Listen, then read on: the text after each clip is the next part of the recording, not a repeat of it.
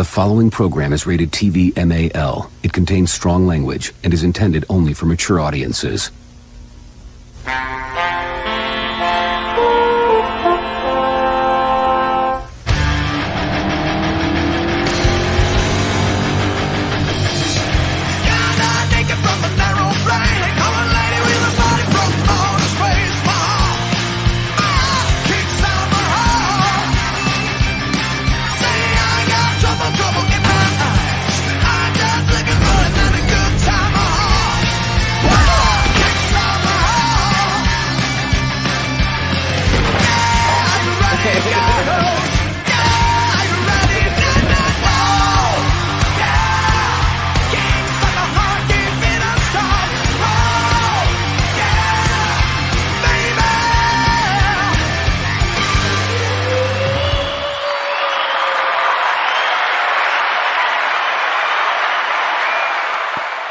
That's a long fade in. Yeah. What? It was long. Long man. It's on brand. Hi, everybody. Welcome to The Real BBC. I'm your host for today, Alex from Heel vs. Babyface, because it's on my channel this week. It's on Gary's channel next week, so go tune in there. Just a regular day today. Nothing, no big deal. Nothing happening, really. You know? No special guest. Okay, yeah, might have a guest today. Might have quite a special guest today. But first, before we get round to me desperately trying to keep my composure, Gary, how you doing? You're such a gay fanboy. Massive. So am I. Unapologetically. I'm going to be like this in like 5 minutes. Oh my God! Oh my God! Hi. Just got off the road. Everybody thought I wouldn't make it. I made it. My wife didn't think I would make it. I made her sleep in a truck stop last night so we can make it on time. Wow. I'm in so much trouble, dude. Oh, no. That's a night out. That's a meal in a restaurant, that is. Left LA at 7:30, made it to Pecos, Texas at about 1 in the morning. Oof. Crashed out at the truck stop, froze my ass off, got up at 6:30, got here about a half hour ago. Let's do this. Woo. Yeah.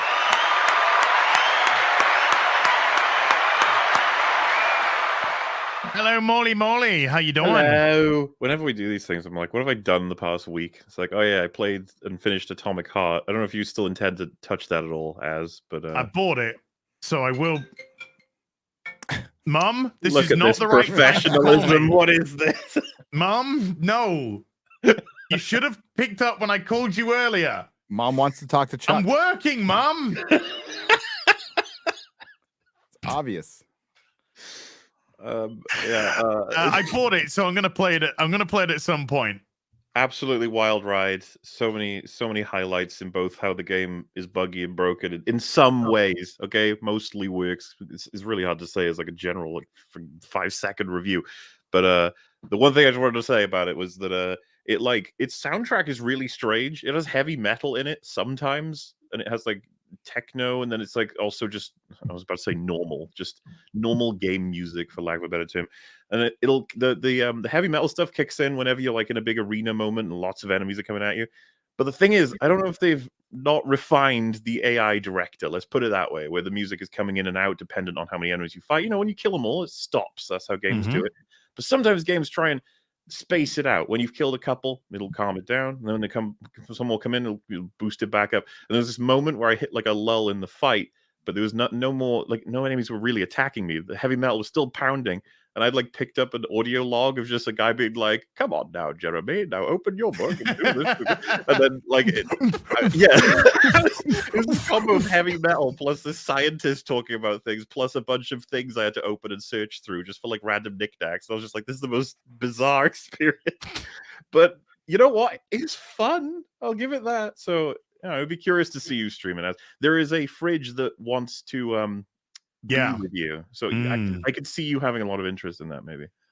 Well, I saw DSP was very disgusted with that and almost ended his stream because of it. Really? Is the fridge name? Is the fridge name Gail Simone? Yeah, yo. No, Gail Simone's in the fridge. Oh. Or taking stuff out of the fridge. Speaking of So anyway, And we've got somebody here, by the way, that is the true person behind Birds of Prey. Can I just say that? The true person behind it, not the fake one, not the fake. Never mind. And we seem to have a little guest today, comic book writing legend. And that word doesn't get thrown around easily, but you are, sir, a legend. Part of my comic book dream team of Chuck Dixon and Graham Nolan. Chuck, welcome to the show. Thank you for coming on. Thank you for having me. This is great. I'm done. That's it. Okay. Thank you. Good night. All right. Ladies and gentlemen, Hell of a show. Thank you. Life fulfilled. I'll see you on the other side, folks. Take care. That's Bye for right. now. Absolutely phenomenal to have you on. Wonderful to have you. Such an incredible part of the comic book industry. How? I mean, put it this way. I've said in many streams, and I'm sorry for. I mean, we're gonna gush. Hey, we're gonna gush. it's only fair. I said. I've said many times. If I bought DC Comics today, right? First of all, it'd be a pencils down, get the fuck out to everyone, including you, Jim Lee. Out. And the first call I make would be to you, Chuck. I need you here. I need you to run things. Are you interested? That would be my first call. all right, we'll back that truck full of money up to the house and we'll talk. There you go. You pay for, you pay for the best. None of this Tumblr shit, which is around now. Get that Warner Brothers money. Oh, there is none. Yeah. Never mind. I'd have to take on part of their debt. Yeah. Yes. I mean, Vida Ayala, but That's how they got rid of CW. We'll sell for $1 and take the debt, please. you got to, we'll give it to you. You just take 75% of our debt, please. Please. Oh, man. But absolutely phenomenal to have you on. That's good to be here. Well, let's not get hasty. Okay. We're a little early in the So show. far. Just in case you don't know, chat, this is a legit legend along with Graham. Has been responsible for a lot of things, including hoisting DC on his back and the Bat family on his back for a long period of time, which was really great. And some of the best books I read, like right when I got out, one of the first things I did, got out of prison, by the way, was go to the comic store and bought up all the comics from the last 2 years that I could, that I missed. And a bunch of them were by Chuck Dixon. And it really got me through when I just was readapting to the world in a month, kind of hiding from it and reading a lot of comics. So thanks, Chuck. You have no idea. Cool. And I'm part of your rehabilitation. That's awesome. yeah. And one of the things I missed, we'll talk about this later, was this little baby right here, which has got, I've heard you tell the story. You did a great interview with European Laura. It's a great channel out there, good friend of ours. And I would like you later on, we'll talk about the story behind this, because it's a very cool story. Sure. I mean, there was a time where you were essentially writing Detective Comics, which is the premier Bat book. Detective Comics, Robin, Nightwing, Catwoman, Azrael, Birds of Prey. I just never said no. Yeah. It. But I mean, it was from my perspective, I was okay with that. I was very okay with that, because when I started collecting comics in '92. Well, yeah. And just before Nightfall hit, that's when I started. I think that the first one I picked up was the Pagan issue. And then Nightfall happened, and of course, we had the Dixon, Nolan, and whatnot, and the Detective Comics with Chuck Dixon. And then when Robin got his spin-off, and when Azrael got his spin-off, when Catwoman got a spin-off, Nightwing got their spin-off, and I would literally, as a kid who knows nothing about comics other than I just love reading these Bat books, I'd see Chuck Dixon on the front, I'd see Dixon on the front, and I'd just be like, yes. Wow. Because you there were certain writers that, like, I loved Alan Grant stuff, and but you saw like Chuck Dixon, and he'd be like, this is gonna be a good one. This is gonna be a good one. So when you started, writing all the Bat family essentially, it was just like a dream come true for me, because I was just reading this quality, absolute quality from one book to another book to the next, and it was you just felt spoiled. You felt absolutely spoiled, and when you could tell when you left. I mean, when you left, I could see you just felt, oh no, this is not quite right. They're not quite getting this, or they're not quite getting that, and I'm not trying to shit over everyone, but and it was very, very notable indeed. And I just absolutely relished this period of time. I felt I just felt us being completely spoiled with this amazing writing and this amazing medium, and then backed up by incredible artwork. Graham Nolan, of course, Jim Aparo, Norm Brayfogle, and people like that, which just Well, it was a dream come true for me too. I mean, you talk about spoiled. I was spoiled. They kept calling on the phone. You want to write this? You want to write that? You want to write that? Yes, yes, yes, yes. I want to write all of that. Yeah. I never thought I'd ever write Batman, and there I was 11 years writing almost nothing but Batman. So I was in heaven. You hear that? So was I. A comic writer who likes writing comic books. Isn't Yes. that weird? Crazy. I have to write them. It's compulsion. Yeah. But Well, I go on. Sorry, go on. You go. No, I got a question, because you've been doing this for years and you've seen what's happened to the industry recently. Chuck, do you still love comic books? Yeah, I still love the medium. I've always loved the medium. I'm not. I mean, I love the characters, but I'm not here for the characters. I'm here for the medium. Yes. I love the challenge of creating engaging stories in a sequence of static images. for some reason, it's in my DNA. I was actually going to ask, especially since we're only 12 minutes in, what got you into it? How did you get started? I don't remember ever not seeing comics. I mean, I was reading comics before I could read. And they were, when I was a kid, they were much more available. They were everywhere you went. There were comic books. Every house you visited had a stack of comics. Every barbershop had a stack of comics.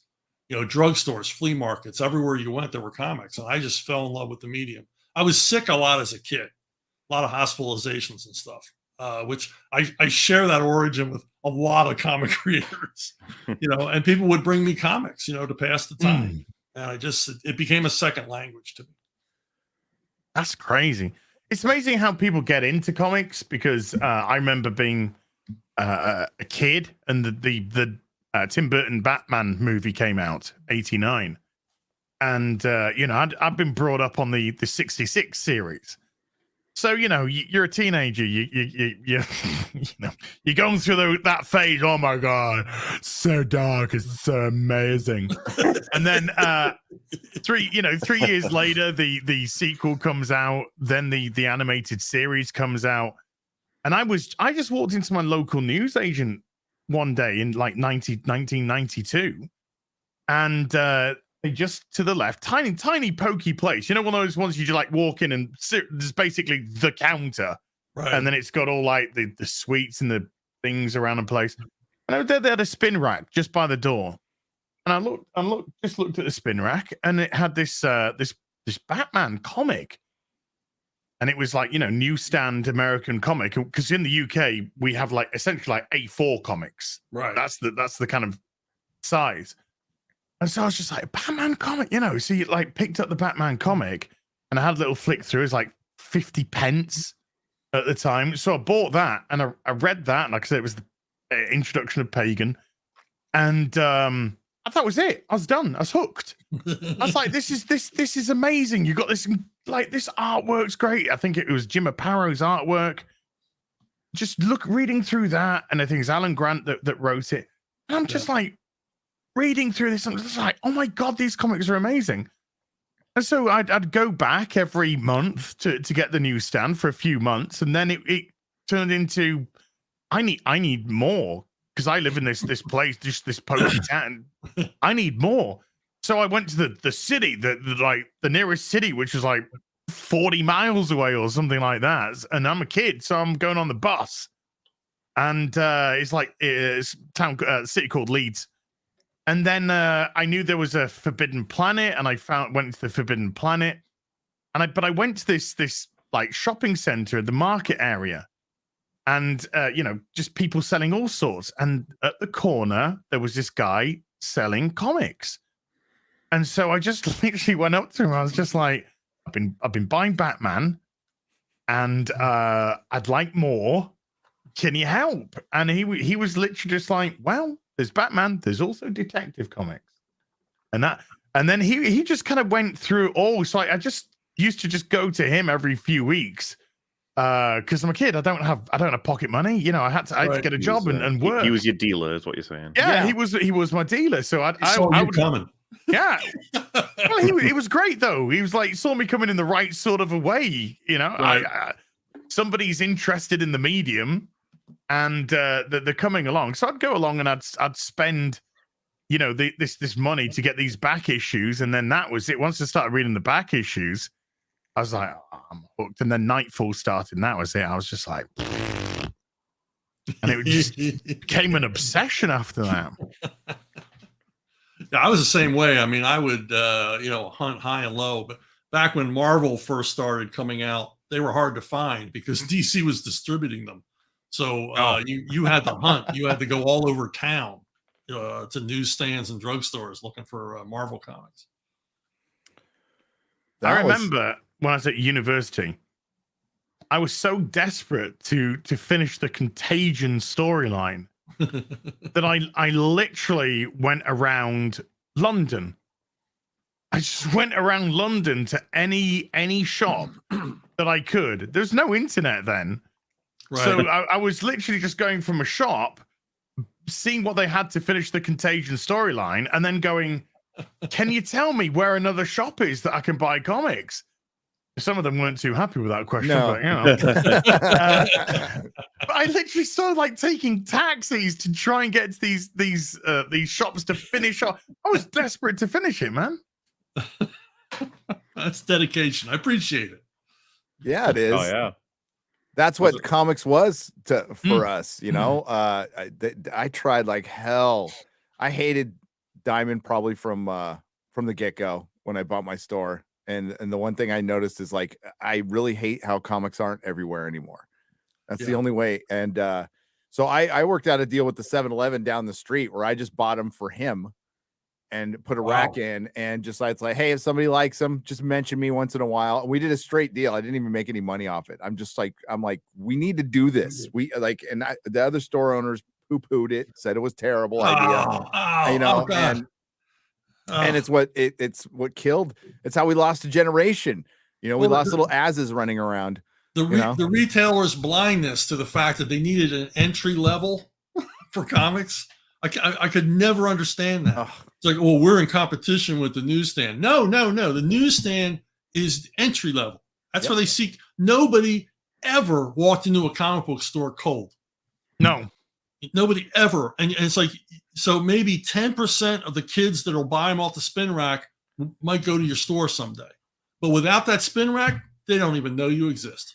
Yeah. Nope. So, I mean, what's the point? I always said if they marketed carrots the way they marketed comics, after a year you'd go, remember carrots? Do they still make them? Right? I will say you guys are definitely all going to be the veteran experts on this, but as the generation that was switching over, I can tell you, video games killed comics so hard. Yep. Well, yes and no. I mean, I heard that excuse in the 80s, the early 80s.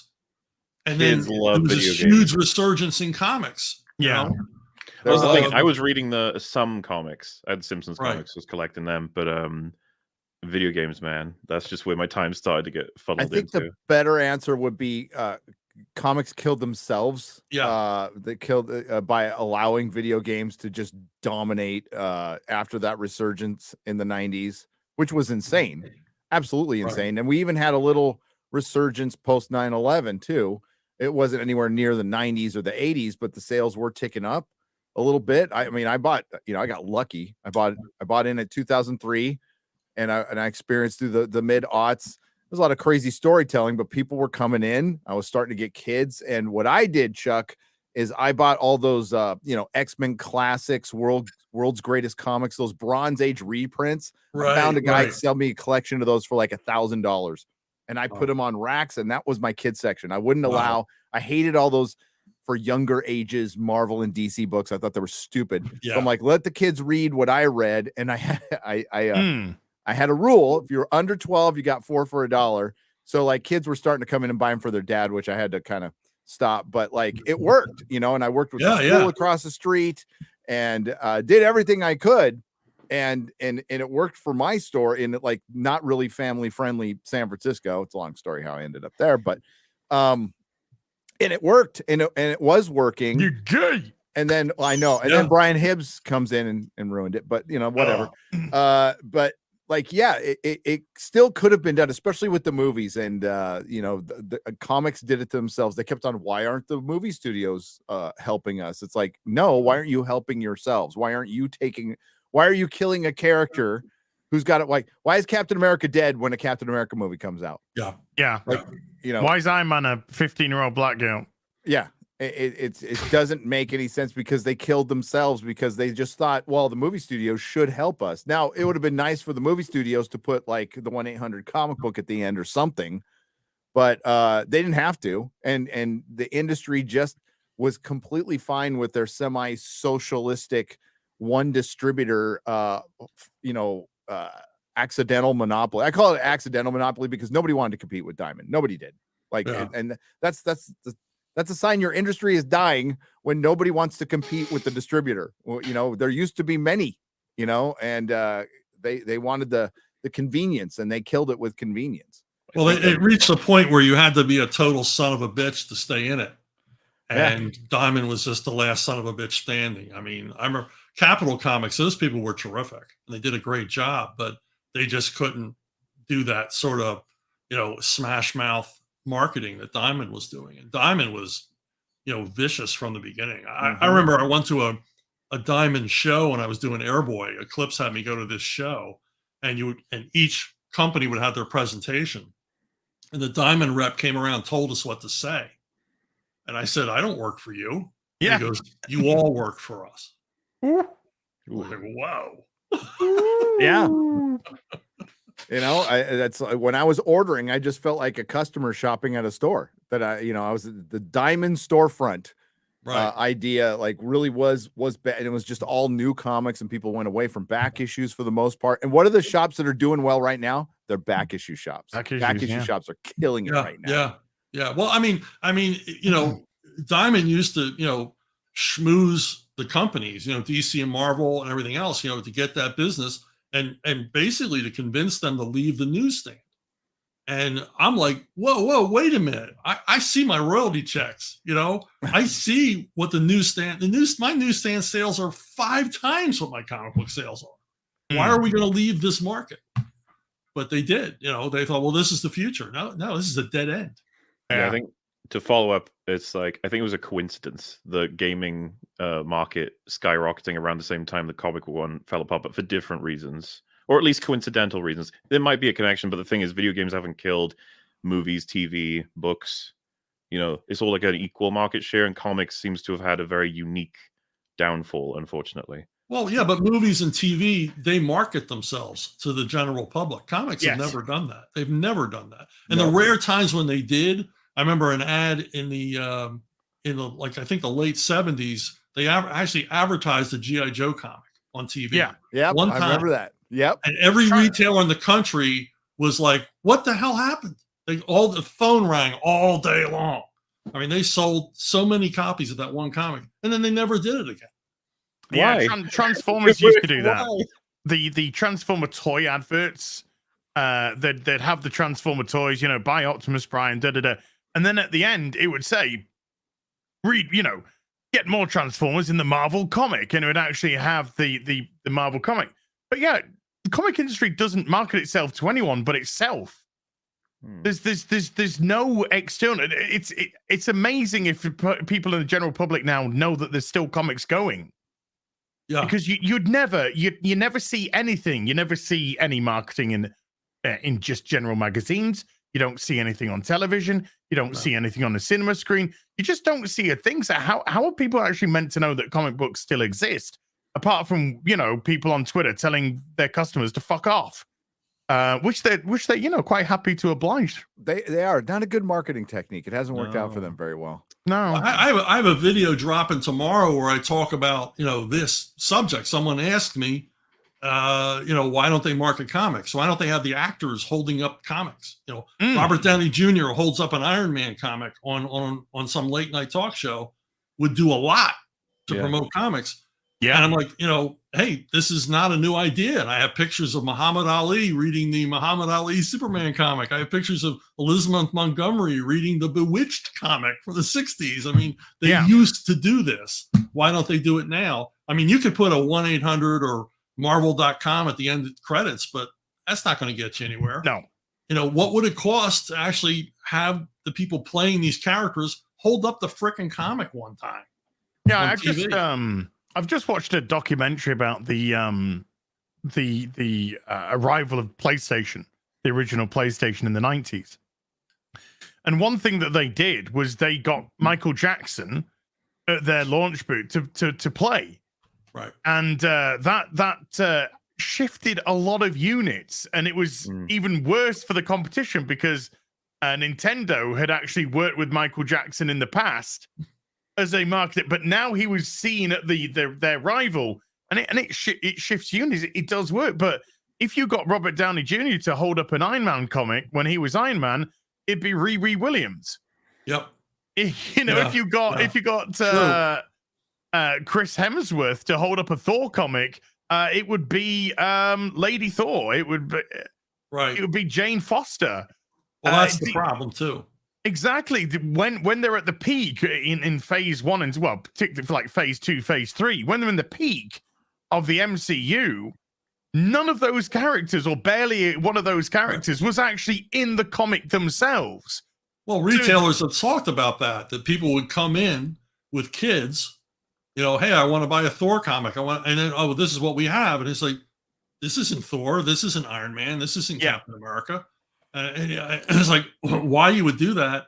It's like they're afraid of success. And I've seen it over and over and over again. I mean, if they had a successful project and it wasn't their pet project, it wasn't the one they wanted to be a success, they did everything they could to kill it. Yes. Mm-hmm. Because this wasn't one of Spider-Girl is an example. Spider-Girl was an enormous success for Marvel with Tom DeFalco and Ron Frenz. I mean, huge sales in trade paperback. They were selling in trade paperback what above what most monthly comics were selling. And Marvel hated that book. They did everything they could to kill that series because it wasn't the one they wanted to be known for. I'm a little out of the loop on how comic book shops would work, but at least with DVD and VHS type shops, right? You'd have all your new releases, but they'd still have like classics and sections for bestsellers and stuff. Do they not do that with comics? Would they not be like, oh, of course we have in stock all of the famous Iron Man comics that everyone really likes? Or do they just? They do it with they did it with trades, but it was. See, DC was more set up for the specific story, so DC trades sold better than Marvel trades, in my story, at least anyway, because there's specific stories, there's storylines. Because of Marvel's continuing continuity, it would like, well, you got to jump in, in the middle of Iron Man or something like that, or you got to find an essential. And they didn't reprint everything in an affordable way, except with those. Like, I loved essentials. There were little black and white things. I called them coloring books, but they were great. Oh, yeah. Great. A big, thick book, and you get like 50 issues or 30 issues of Spider-Man and Iron Man. You can catch up, but it's harder to push somebody towards something with a continuous 30-year continuity. I just find a good jump. What I did is I found a good jumping in part. So yes, some of us did that. Some of us still do.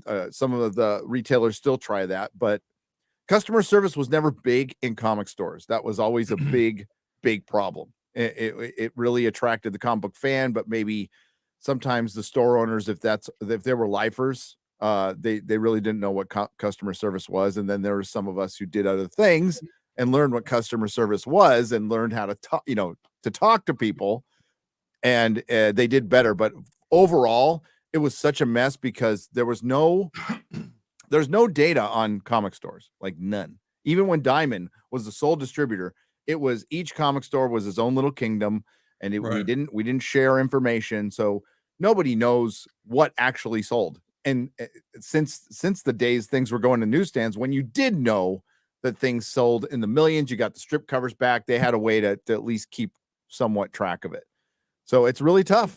It's tough, but it's on the entire industry, Mahler, because there are some people who are still working today who love this stuff and will talk to you for hours and direct you towards the right story. But that shop now is like 1 in 20, and there's not many shops left. There's like 2,000. There's under 2,000 left.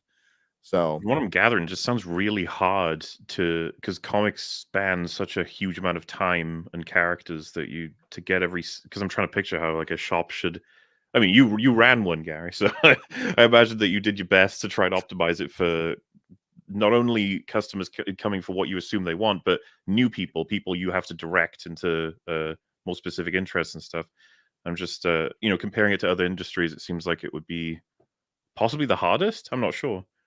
It's not. I mean, if you have the gift of gab and you talk to people, like every week, I sold somebody their first comic. And you just, you ask them what their taste is. You strike up a little conversation. Like, what do you like? Do you like superheroes? I have books that aren't superheroes. And I usually, they walked out with a smile on their face in a comic. That's the whole point. So, but it takes work, And we used to consider that, the first time reader. I mean, when I got to DC, the rule was write every comic as if it's some reader's very first comic book. And by that, I don't mean you review the origin or everything else. You just make sure it's engaging from page 1. Even if you're in the middle of a 5-issue arc, make sure it's engaging from page 1, and you get the reader up to speed on how cool this character is, because that's all you need. You don't need them to know the story or anything else. They just need to know that, Conan is a badass, Batman is a badass, Spider-Man is a badass by page 3, and you got them hooked. And that's the principle we worked on. Today, I look at comics and it's like the first 6 pages are 2 people I've never seen before in my lives talking. Usually eating, sitting at a table. I was going to say, are you sure just talking? Are you sure they're not eating as well? Because that's all the writers know. Going out to lunch, going out to dinner. That's their life. So that's all they know about. Well, superheroes would spend a lot of time together eating. And it has like one page of. Oh, bang, bang, that villain's dead. Bang, they're done. Right. Now let's go back to the talking and the eating and thinking it's some sort of soap opera, which it's, because they're desperate for a job on Netflix. They're tourists. They're like they want Marvel or DC on their resume because it looks kind of kitschy and cool. Yeah, I mean, one of the reasons why I was so invested in you as a writer is because whenever I was reading anything that you had written, whether it be Robin, Nightwing, Catwoman, Azrael, or Batman, the big boy, I could just see how much you love these characters. I could just, you were writing this from the perspective that you were respectful of these characters. You wanted these characters to really kind of jump out at the audience. You could tell that. You can tell quality writing from bullshit. Also my mortal fear of boring the reader. Well, hey, if that works, it works. Fear to have. That's a great fear to have. But now they've got no fear of boring the audience. They love to bore the audience. They think they're so fascinating. You couldn't possibly be bored with hearing about their bedwetting problem or whatever it is. That's right.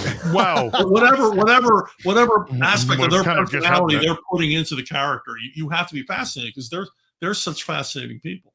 But at the same time, Tim Drake had his own voice. Dick Grayson had his own voice. Selena Kyle had her own voice. Jean-Paul Valley had their own voice. But you weren't just reading some generic that you couldn't tell the difference between the characters.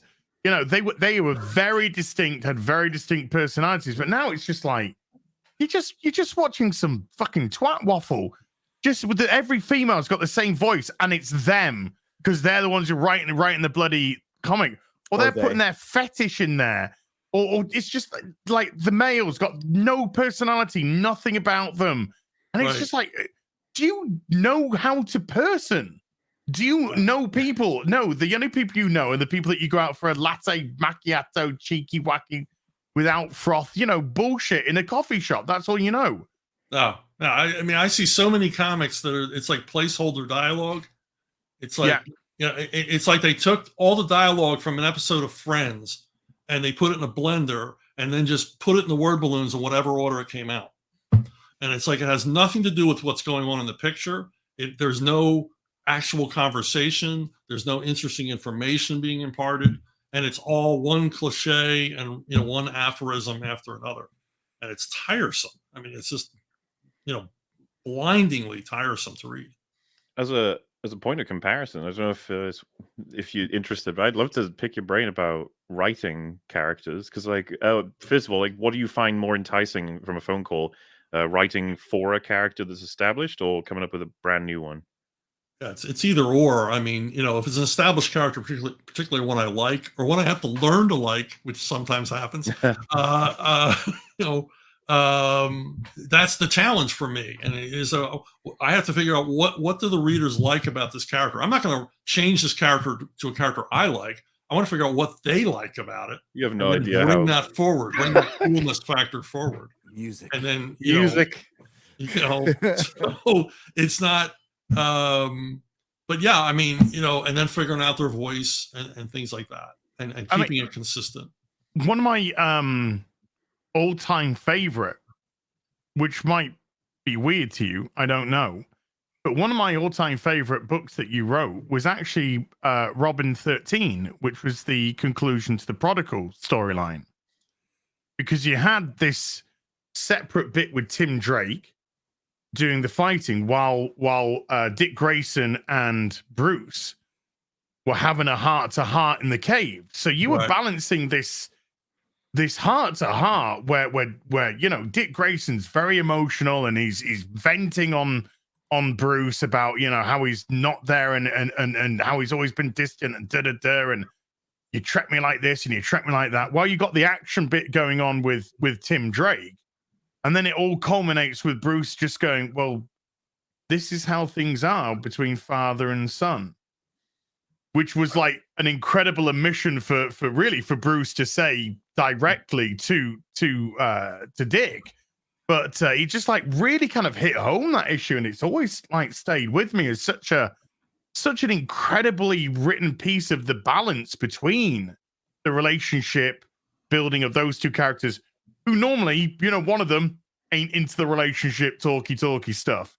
And then, of course, you got the action to keep people involved. You got the action to make sure that it's got some flow. It's got some sense. I just thought that Robin 13 was one of the best things I've ever read from you.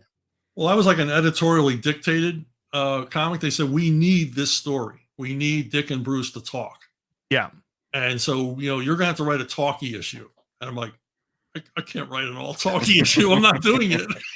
I mean, they did that a few times. Nightwing 25, Birds of Prey 8. It's like, just write a story where they talk. I'm like, no, I can't do it. And so, that was the end product. It was great. It was a great problem solve. Yeah. Yeah. It was just great balance and a great way to have them. Because you appreciated the sort of breaks, but at the same time, you wanted to get to the talk again. Well, I did. I wanted to get to the relationship bit with Dick Grayson and Bruce, but I love Tim. So you're still invested in what's going on with Tim. Well, their reasoning always was, well, the fans love these kind of stories. I was, yeah, fans do, but casual readers don't. And I always write for the casual reader, and I'm pleasing the fan along the way. But I'm thinking of the guy, who just picked it up at the drugstore. This that precocious 10-year-old that I imagine is reading them. But that's balance. Yeah. That's balance. And you balanced it perfectly, because I was that casual reader that turned into a fan. But I was a casual reader that fell in love with the material. Oh. So the casual reading turned me into the fan. It wasn't like I love Batman, I'm just going to do everything Batman. Right. It was the quality of the actual comic and the medium of the comic, and there was just something so special about being able to hold all these wonderful little things in your hand. 20 minute, 15 minute, 20 minute of reading, boom, bag them, board them, keep them special, keep them and that's the beauty, because then they come out oh, I'm going to read that. I'm just going to get all the Nightfall out. And they just get all the Nightfall out. And then you just start reading them up. That was my job. You know, I mean, I loved my job, but I always took my job very seriously. I don't take myself seriously, but I always took the work seriously. Sure. Because I remember reading this stuff as a kid. And Yeah. I felt that the guys creating the comics that I loved them as much as I did, you know, and we're working hard to, you know, make them the best they could make them. And that's really where comics went off the rails. Yep. Where you've got these sort of, you know, strangers passing through the business, running things who really don't give a shit about the quality of the work in the end. So No, I mean, oh God, don't want to piss you off. Have you seen? I mean, Gary and I stopped collecting current mainstream comics about 2 years ago now. Yeah. We both had enough of this shite. But obviously, you know, I keep my ear to the ground. I see what's going on still without making those purchases. I'm making plenty of back issue purchases. Oh yeah. You know, I just spent a couple of £100 yesterday buying a bunch of back issues. And have you seen the current state of Tim Drake? Yeah, it's I don't know, it's beyond sad, because not only is it, you know, agenda driven, it's so poorly crafted. Yeah. It's not made to be engaging in any way whatsoever. It's done by people, you know, and there are talented people. There's a lot of, basically, you know, as they used to say in the British Navy, on the shore. There's all these comic book pros on the beach. Yes. Who aren't working or are underemployed, or who've had to turn to crowdfunding and things like that. And they've handed everything over to these no talents. Yeah. Who have no interest in the characters, no interest in the medium. They're only interested in their own personal message and staring in the mirror all day, I guess. And that is indicative of society, Chuck. I was just talking to somebody in LA about, you know, forget, like, we're about to see this permeate. It's permeating Hollywood right now too. Like, there's people out there who just don't like movies or television. They just like the idea of working in it. I want to invoke Russell T Davies, who's as progressive as they get. But recently he came out when he took over Doctor Who again, and he's all, yeah, I see all these writers and they have an agenda, but they're terrible. They're terrible because they don't love television. Yeah. Right. And we have the same, comics was way ahead on this. We have a bunch of writers who don't love comic books, Right. like Chuck Dixon or John Byrne, you know, and it's now we're going to have a whole society of people who don't want to work, you know, and like, as we age out, you know, these people are going to be working on our sanitation and taking our trash out. And we're kind of screwed. So, when they show up, yeah. Trade school people. Well, I don't think they're qualified for that, Gary, to be perfectly honest with you. know. Seriously. Yeah. I'm just glad I got two hardworking sons. You know, Yeah. they both have like 3 jobs and they love it. You know, I guess I Good instilled dad. that in them. Yeah. But, you know, Good dad. Oh, well, we've been talking about, here we go. I mostly That's instilled that in them by, you know, just, I don't know how, because I'm sitting looking at a computer monitor all day, but somehow they got the idea from my output. Let's There you go. actually have a look at something that's decent. Because I'll piss you bought off this. more with the current industry. Yeah. We got a wonderful man in our circle called the Critical Drinker, awesome dude, who's doing one of these. But you too are doing one of these Rambo books, Yep. which is the First Kill graphic novel. And if we go down, there are all the different ones here. There's the Critical Drinkers one. So tell us a little bit about this. How did you? Because I know you've worked with Sly before. How did your relationship with Sly happen? Well, I did a prequel comic to the Expendables, the first Expendables movie, and you know, it came out, and I was working off the screenplay. The movie wasn't out yet, and a few months after the movie came out, I get this phone call, and this woman says, "Will you hold for a call from Sylvester Stallone?" I'm like, Okay. and he gets on the phone, and I realize immediately it's not one of my friends having fun. It's actually him, and he tells me how much he liked it. Chuck. Yeah. Hey, Yeah, exactly. What's going on? And within 5 minutes, my Philadelphia accent comes back. And, Oh, nice. and you know, it's all, you hungry or hungry, squeak. So, we hit it off immediately. He just wanted to tell me how much he liked the dialogue and how much, how I understood the characters and things like that. So, he said, I need help on rewrites on Expendables 2. Would you come out and take a meeting with the producers? So I did. And I'm in the room with the producers and Sly, and it went the way production meetings go. And we couldn't come to an agreement on money because they thought, hey, he's a comic book guy. We can pay him peanuts. Sure. Yeah. And I said, no, I'm not doing that. A well-marketed industry. Right. And so, and usually in Hollywood, that would be the end of the story. And I would never hear from Sylvester Stallone ever again. But he kept calling me, and he got me other writing gigs with like web content for Lionsgate and dialogue for a video game. And every once in a while he would just call, and sometimes just call just to shoot the shit. Nice. And that's awesome, dude. So brilliant. One day he told me about this movie one do called The Expendables Go to Hell. And I said, well, what's that about? And he goes, well, they literally die and go to hell. And I said, they're never going to let you make that movie. He goes, yeah, I know. And I said, but it'd make a hell of a comic book. Yeah. And so I said, let me ask around. And so I called Richard Meyer, your boy Zach. Your boy Zach. Yeah. Who I knew he was a huge Expendables fan. And I said, okay, I'm going to tell you something, but you have to be sitting down. Promise me you're going to sit down before I tell you this. And he goes, oh, okay. And so I said, how about we do an Expendables comic book? And he thought I meant a comic book like the Expendables. And it didn't dawn on him for a while. It was actually because I kept mentioning Sly's name. And I said, we have the green light to do a comic book of the actual Expendables. And then he freaked. He completely freaked out. And within, I guess, by the end of that day, I had the first 5 pages written. By the end of the week, we had artwork for a T-shirt. And then we were off to the races.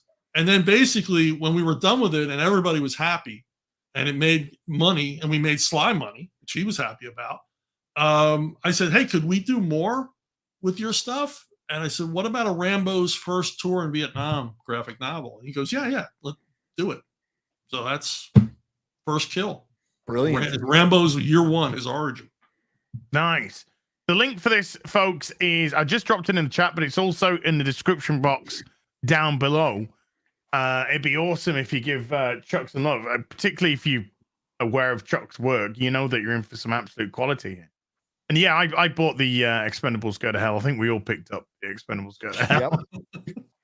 I had to do that, but yeah, because that it had Richard, your boy Zach. I'm just going to call you. We know as your boy. And then of course Graham Nolan involved as well, and all of that good stuff. So it was absolute no-brainer from our perspective. But now, of course, Sly's kind of got all these little Rambo stories going on. So this is just absolutely fantastic. So chat, check it out. The link is in the description. We'll give it a shout later on. But it's just great to see, different facets and putting these characters in different, scenarios and situations that, like I said, we just would not see on the screen anymore. And obviously, Sly's 75 now anyway. So I don't think Sly could pull off his first kill nowadays. But his days of going to the gym are over. He's told me that. So at least for the taking off your shirt workouts kind of thing. That's just he's done. He's done at 75 years old. He's decided, okay, that's enough. He's still going, man. Though I gave that up at 21. He's a total workaholic, man. He just got just ideas constantly. He's a great story guy to work with too. I learned so much about movies working with him. I mean, when you watch a Sly movie now, or at least when I do, I'm like, okay, he rewrote this scene. He rewrote this scene. He rewrote, even when he wasn't the writer. And I've had that confirmed by people that I've met, producers and visual effects people and stuff. Said, yeah, when he comes on board, the rewrites start happening. And he comes up with, what if we did this? What if we did this? What if we did this? So he's that kind of guy. He's got a pretty good show out. Jack Posobiec doesn't like it, but I do. Called Tulsa King. Woke, Gary. Not woke. He saw I'm not buying that. It's woke. Yeah, no, Tulsa. I know. Woke Sly. No. No, he saw Sly woke, yeah. one scene. He was emailed one scene, and that's the. And then ironically, when Jeremy replied with another scene where he's completely like, what the fuck, these pronoun shit. Yeah, the pronouns. And then Jack Purcell was just like, oh, you found one scene. Hot kettle black, sir. And then Jeremy found one picture of Jack with some another Jack Murphy. Jack and Jack. But speaking about movies, let's watch a trailer. Let's watch a trailer. By the way, I just looking at The Expendables Go to Hell on eBay. $206, $114, $149. Yeah. Wow. Yeah, sold well, did well. People really liked it. And well done, Richard Meyer, by the way. Your boy Zach. That's a good guy. Awesome dude. Yeah, good dude. Real dude. I like him. Keeps his promises. That's a rarity in comics. Yeah. Well, he inspired my channel. He's one of the inspirations for my channel. So cool. Boom. And so what's this abomination we're about to watch? Well, he's beloved That's a by good the mainstream question. comic book industry, isn't it? it's another abomination from I see Disney, so yeah, buckle up. D plus. This is a special line Chuck, of abomination. How can you say that? Come on. I mean, I don't know how up to date all of you are with all the horrible remakes of the classic films, but yeah, this is just another one in the pile, I suppose. Well, I've watched the first 30 seconds and I had to stop. I was like, I'm going to stop because we could just got to watch this together on Real Big T. Because the first like 10 seconds are as if this is some sort of horror film or something. It's just like, or some sort of, it's just a typical, I know, we'll get to it. What, okay, can I address something in the chat? Just Sure. Somebody like goes, "You boomer, Gary." Are you just like generally saying that? I mean, it's true, but I didn't do anything. That's why you're a boomer. You didn't do anything. Okay. Gary. Yeah. That's it. All right. I'm not saying I don't deserve it because I do, but well, this is your punishment. I've earned it. I've earned it. It's okay. It's okay. You're a boomer, Gary. So what? Okay, let's go. Let's do This is the wonderful kids' tale of Peter Pan. What could possibly go wrong? Is Sandy Duncan playing Peter Pan? Oh, she's not alive. Tell me. Well, I've dubbed this Patel Pan, but Sandy- we'll get to that. Is Sandy Duncan dead? I think she is. Is she I alive? don't think so. No. Well, I just Maybe. made Sandy I don't know. Duncan dead. I'm terrible. Let's Oh, go. Wow. terrible. Dunkin' Donuts. Everybody's Googling now. Yeah. Is she dead, chat? I don't want her to be dead. How did you come to Neverland?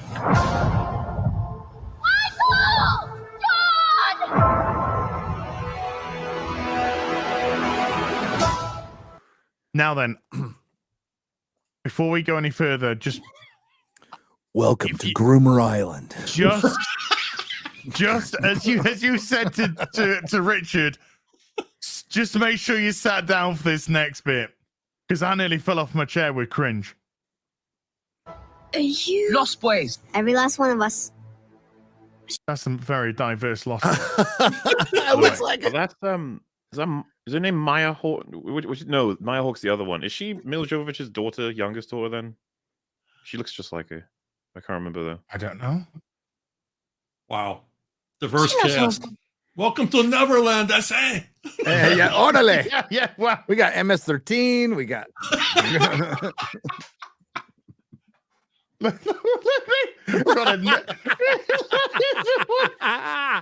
what is going on? Oh, do you think What they on? had like a diverse hat with little diverse numbers that they just pulled? Yeah. Okay, we got Okay. Comanche. One Native Okay, American. Yeah. One Asian. Okay. We got Armenian. In the house. yeah. We have lesbian. Get me two of them. Well, everybody's. But- I think everybody's baseline bisexual in Hollywood. Oh so- wait. What about Every last one of Transformers? us. But you're not all boys. So? Oh! You're not old boys. The lost them. The lost they them. We'll say I she was lost rather them. defensive when that was brought up there. It So was. So Why'd you call yourself the Lost Boys then, you dopey cow? Yeah. Oh yeah, because that's what the books. Oh well. Oh, never mind. What? Tinkerbell? Go back. What? Patel Pan? Who's Patel Pan? Oh, it's Patel. I got I got it. It took me a little slow in the uptake. Well, they're opening up Disney Plus in India now. So they got and they lost a bunch of subscribers to Cricket. So they got to do something.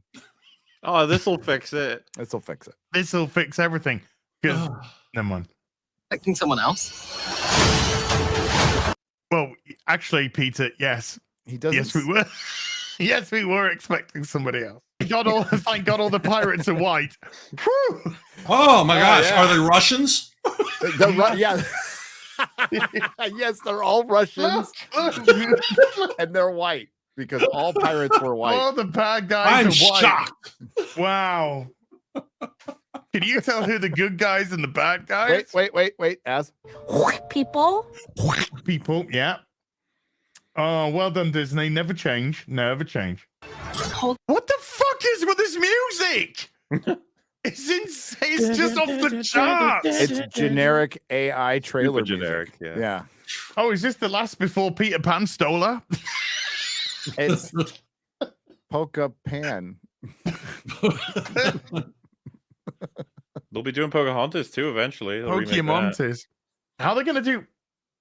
Oh, never mind. I don't know. Well, I guess she's Tiger Lily, so at least that makes sense. Yeah. Yeah. No, yeah, I'm just saying that they haven't gotten to Pocahontas yet, right? So as a remake, they'll probably do that as well. Because Little Mermaid is on the way, everybody. That's on the way. Cannot wait. Oh. Let's move off from Pokemontis. Hold the past in your heart, but where you go from here, it's up to you. Oh, wait. Was that Tinkerbell? Yeah. Think about Oh, okay. Yeah. We saw a little bit of It's Prey Tinker's earlier. too. It's Prey too. Well, yeah, Good go on chat. for, wait a minute. How's the Comanche Scottish? I don't know. How was a Romulan Irish? These cheeky bastards. Oh, see Picard. Oh, Picard. Oh, top of the morning to you, Captain Picard. There, you know, like.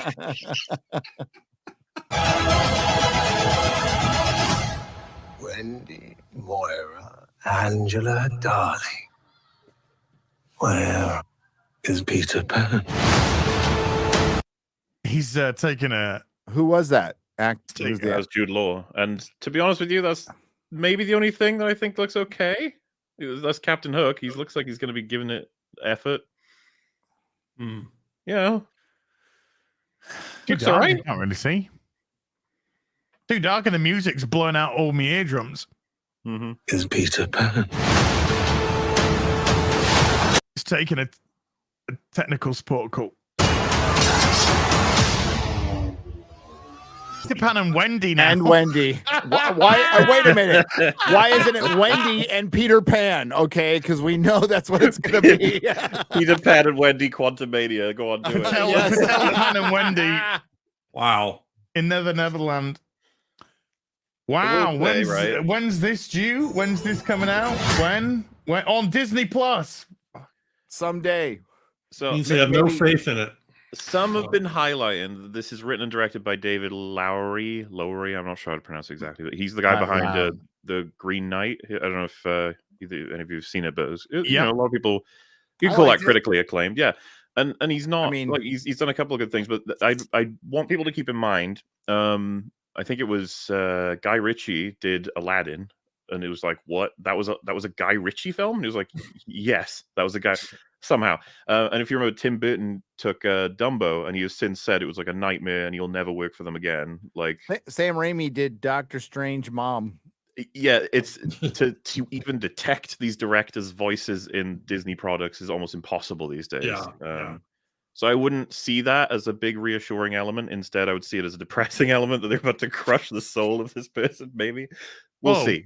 I thought Green Knight was pretty average. It's really cool looking movie. Visually, very nice. It's not but something you're gonna like fire up and watch every day.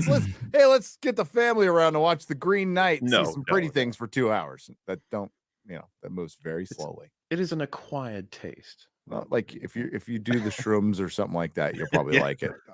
I don't, but I thought it was cool looking for one view. It's not, What was it with that trailer music though, man? No, I don't know. Man, Simmer down, simmer your jets. it's like the end of cinema. It really it is, and they are truly worried about it. I was just in the belly of the beast, Chuck, yesterday, and it's something they're genuinely worried, which they should be because they did it to themselves. Self-inflicted gunshot wound. Yeah, and I always, the comic book industry, whether it liked it or not, was a precursor to what's happening to the rest of the stuff. They didn't market themselves, so that's why they died faster.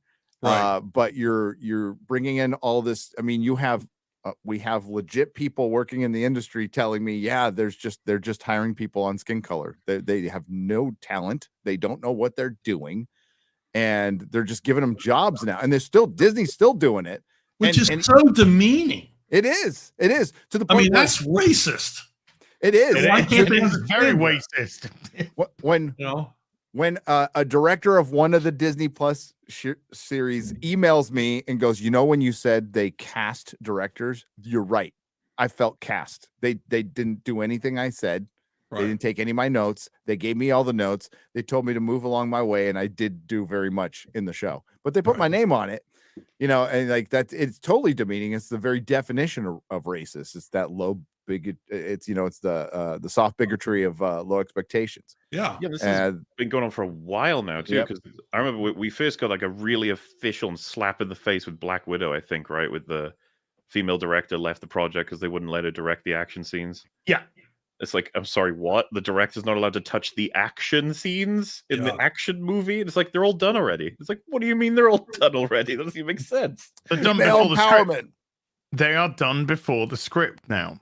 Yeah, and they're supervised by a visual effects supervisor who generally is not a storyteller or even an artist himself. And so they're done by somebody whose job is to conserve risk. I'm going to pull this idea from this movie and this idea from that movie. And this is why we see nothing new in these movies. You just see the same shit over and over and over again. You hit on it earlier. We writers with no life experience. Their only experience is watching television and movies. So now everything's meta, ironic, pop culture references. Gary, sometimes I wonder if they've even done that. If they even. Okay, good point. They watched YouTube, just clips of the movie that they didn't watch, and they think they know it. So they read the Wikipedia, the summaries, and they're like, I'm something of an expert on this now. Yeah. Well, hey, on this topic, it's worth mentioning that the new Ant-Man may very well not make as much in the box office as the first Ant-Man, which is going to be absolutely. I feel the same, Gary. And could we be at the point where we're finally heading down the hill? They know that's the cycle is ending. Yep. And when it comes to its conclusion, it will happen overnight. And that's why you're seeing all these productions delayed or canceled or their budgets cut, because they don't want to be caught with their ass in the crack of the door when the door shuts. And it's going to shut, and they all know it. You don't want to have 18 woke superhero movies in production when that happens. Spoilers, Hollywood's out of money. Like, none of the streaming services made any money. They are losing money hand over fist. So all these delayed, canceled, a lot of them will be canceled. Now there's some that they can't because of the identity politics wolf that they let into the door. So that they you know what? They need to fear the paying customer not paying for things anymore. Not the customer themselves, not paying for things, but what they fear is the activists still. They don't give a shit about the customer still. Doesn't make any sense whatsoever. Yeah, no, it's stupid.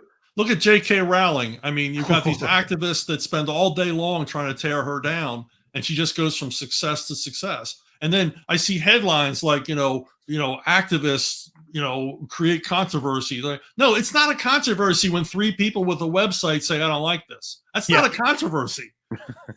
No, like DeSantis, Ryan, our boy, Ryan Kinnell did a video on this yesterday. DeSantis tried to talk to Bob Chapek before he got fired, told him, just ignore this, ignore the whole, the parental rights bill, and it'll blow over in 48 hours. And he didn't. Cost him his job, cost him everything, cost Disney special tax status.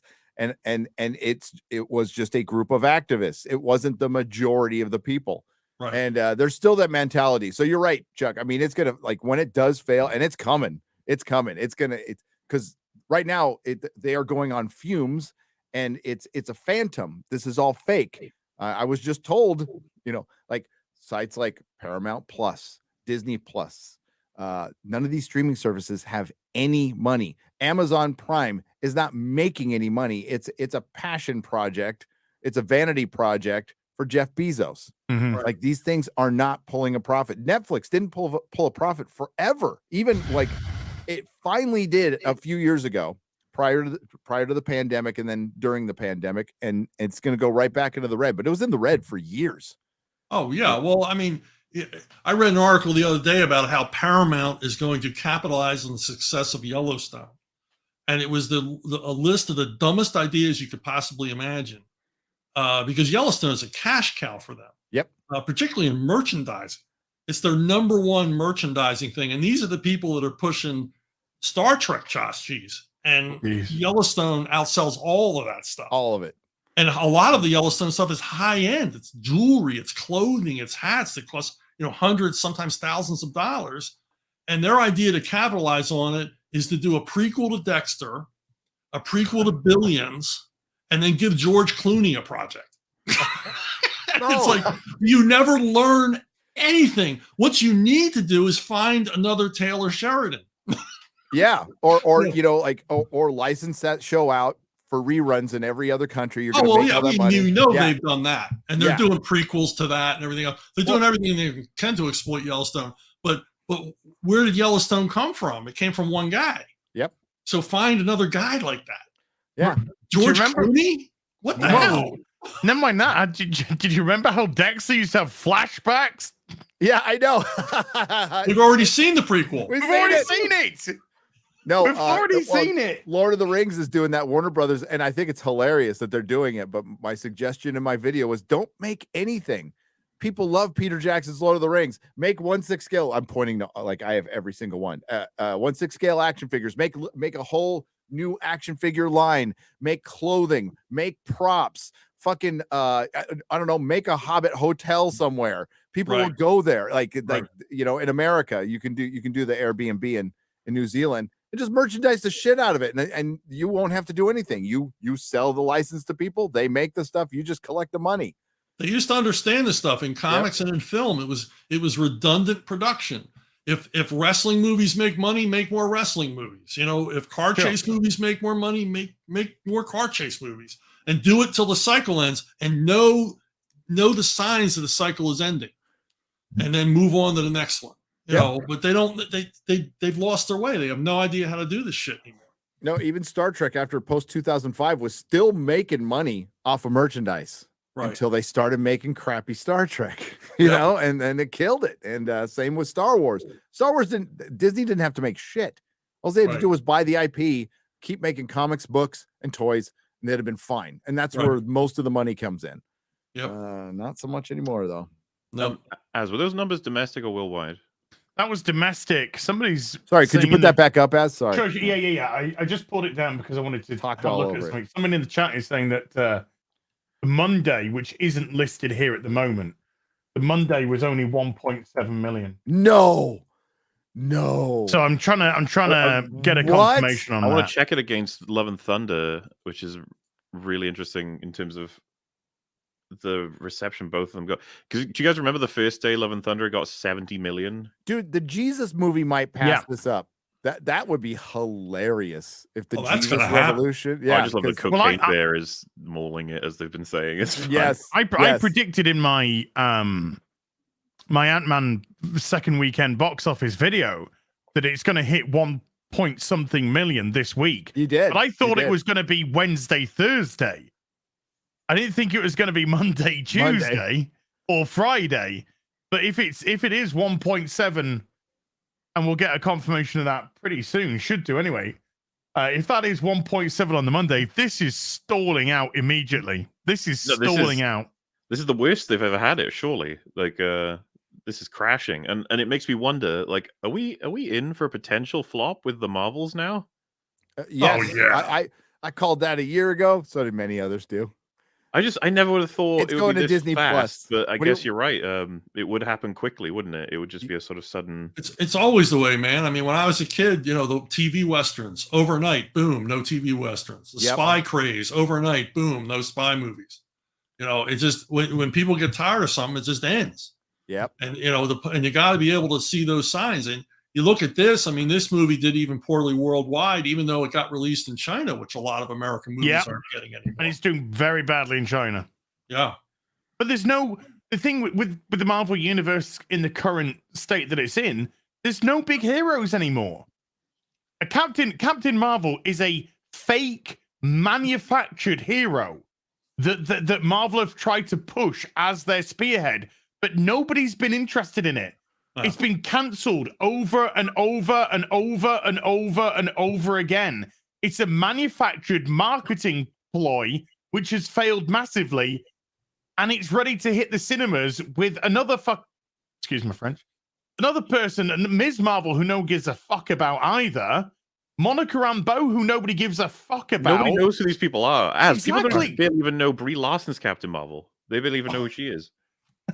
There was one movie, and she's not characterized in that movie. She is, and she only never saw Carol it. Danvers has Never only will. been Captain Marvel for a short amount of time. Marvel set out to make her their Superman. That was their whole goal. That was the I remember plan. statements relating to like having her be like the de facto leader of the Avengers, quote unquote, which I find hilarious. We've gone through this entire phase, like double the size of the biggest phase previously, and there's no like. I had a friend ask me like, what is the Avengers right now? And it's like there isn't an Avengers. There's nothing. There's no. All of it is completely mixed and messed up. Nobody knows what anything's going on. There's plenty of theories, of course, and we can still draw a lot. But like, it's funny you talk about them. They force Captain Marvel so hard, but like, what have they done with her over the past 4 years now since she launched, quote unquote, in her movie? Post-credit scenes. She was in a post-credit scene, one or two of them. Yeah, just going like, "Hello, I'm Captain Marvel," and it's like, Remember okay, me? I don't get it, man. Like, oh, it's like they want it to burn. It's not even just a genre fading gradually. It's like they're tanking themselves. I just don't get it. Well, she opened a YouTube channel and showed everyone what a twat she was. Do you think they asked her to do that? Yeah. Oh, yeah. So that was PR. Oh, yeah. Yeah, totally. Yeah, Absolutely. we need you to make a YouTube channel so people can see that you're actually very likable. But unfortunately, she's a twat waffle. Well, she didn't want to do it. So, I mean, look, in the past 4 years, she's only been in one other movie. Yeah. So obviously the stink is on her with the other studios. So is that a personal attack or something? Yeah. Yes. Well, she was in Unicorn Store. That was great. Oh my god. With unicorn jizz on her. Yeah. Okay. That's like the second EFAP movies we ever did, I think. Dude, I can't believe I reviewed that. Oh, so sad. I was on my Italian vacation and I had this beautiful view of the Mediterranean and I'm watching this stupid laptop with that stupid movie, which is all about dick. That's all it is. It's about the D. The unicorn it's like a is the super D. self-indulgent movie. Yep. It's Brie Larson's version of like Mindy Kaling's Velma. It's like she just made whatever she wanted. Oh, did she make it as well as star in it? I'm pretty sure. I'll check. She now, directed it, right? Pretty sure she directed it. So I'm pretty sure she produced and directed and starred, right? It's like a bit of a thing for her. It was like a passion project, I guess, which is Well, see, that's the thing about streaming is real numbers. I mean, when Netflix started doing, new material, they had the numbers for who was popular and who wasn't. And so agents and producers and studios, they couldn't bullshit anymore. Yeah, America hates Jane Fonda. Netflix proved it. Okay.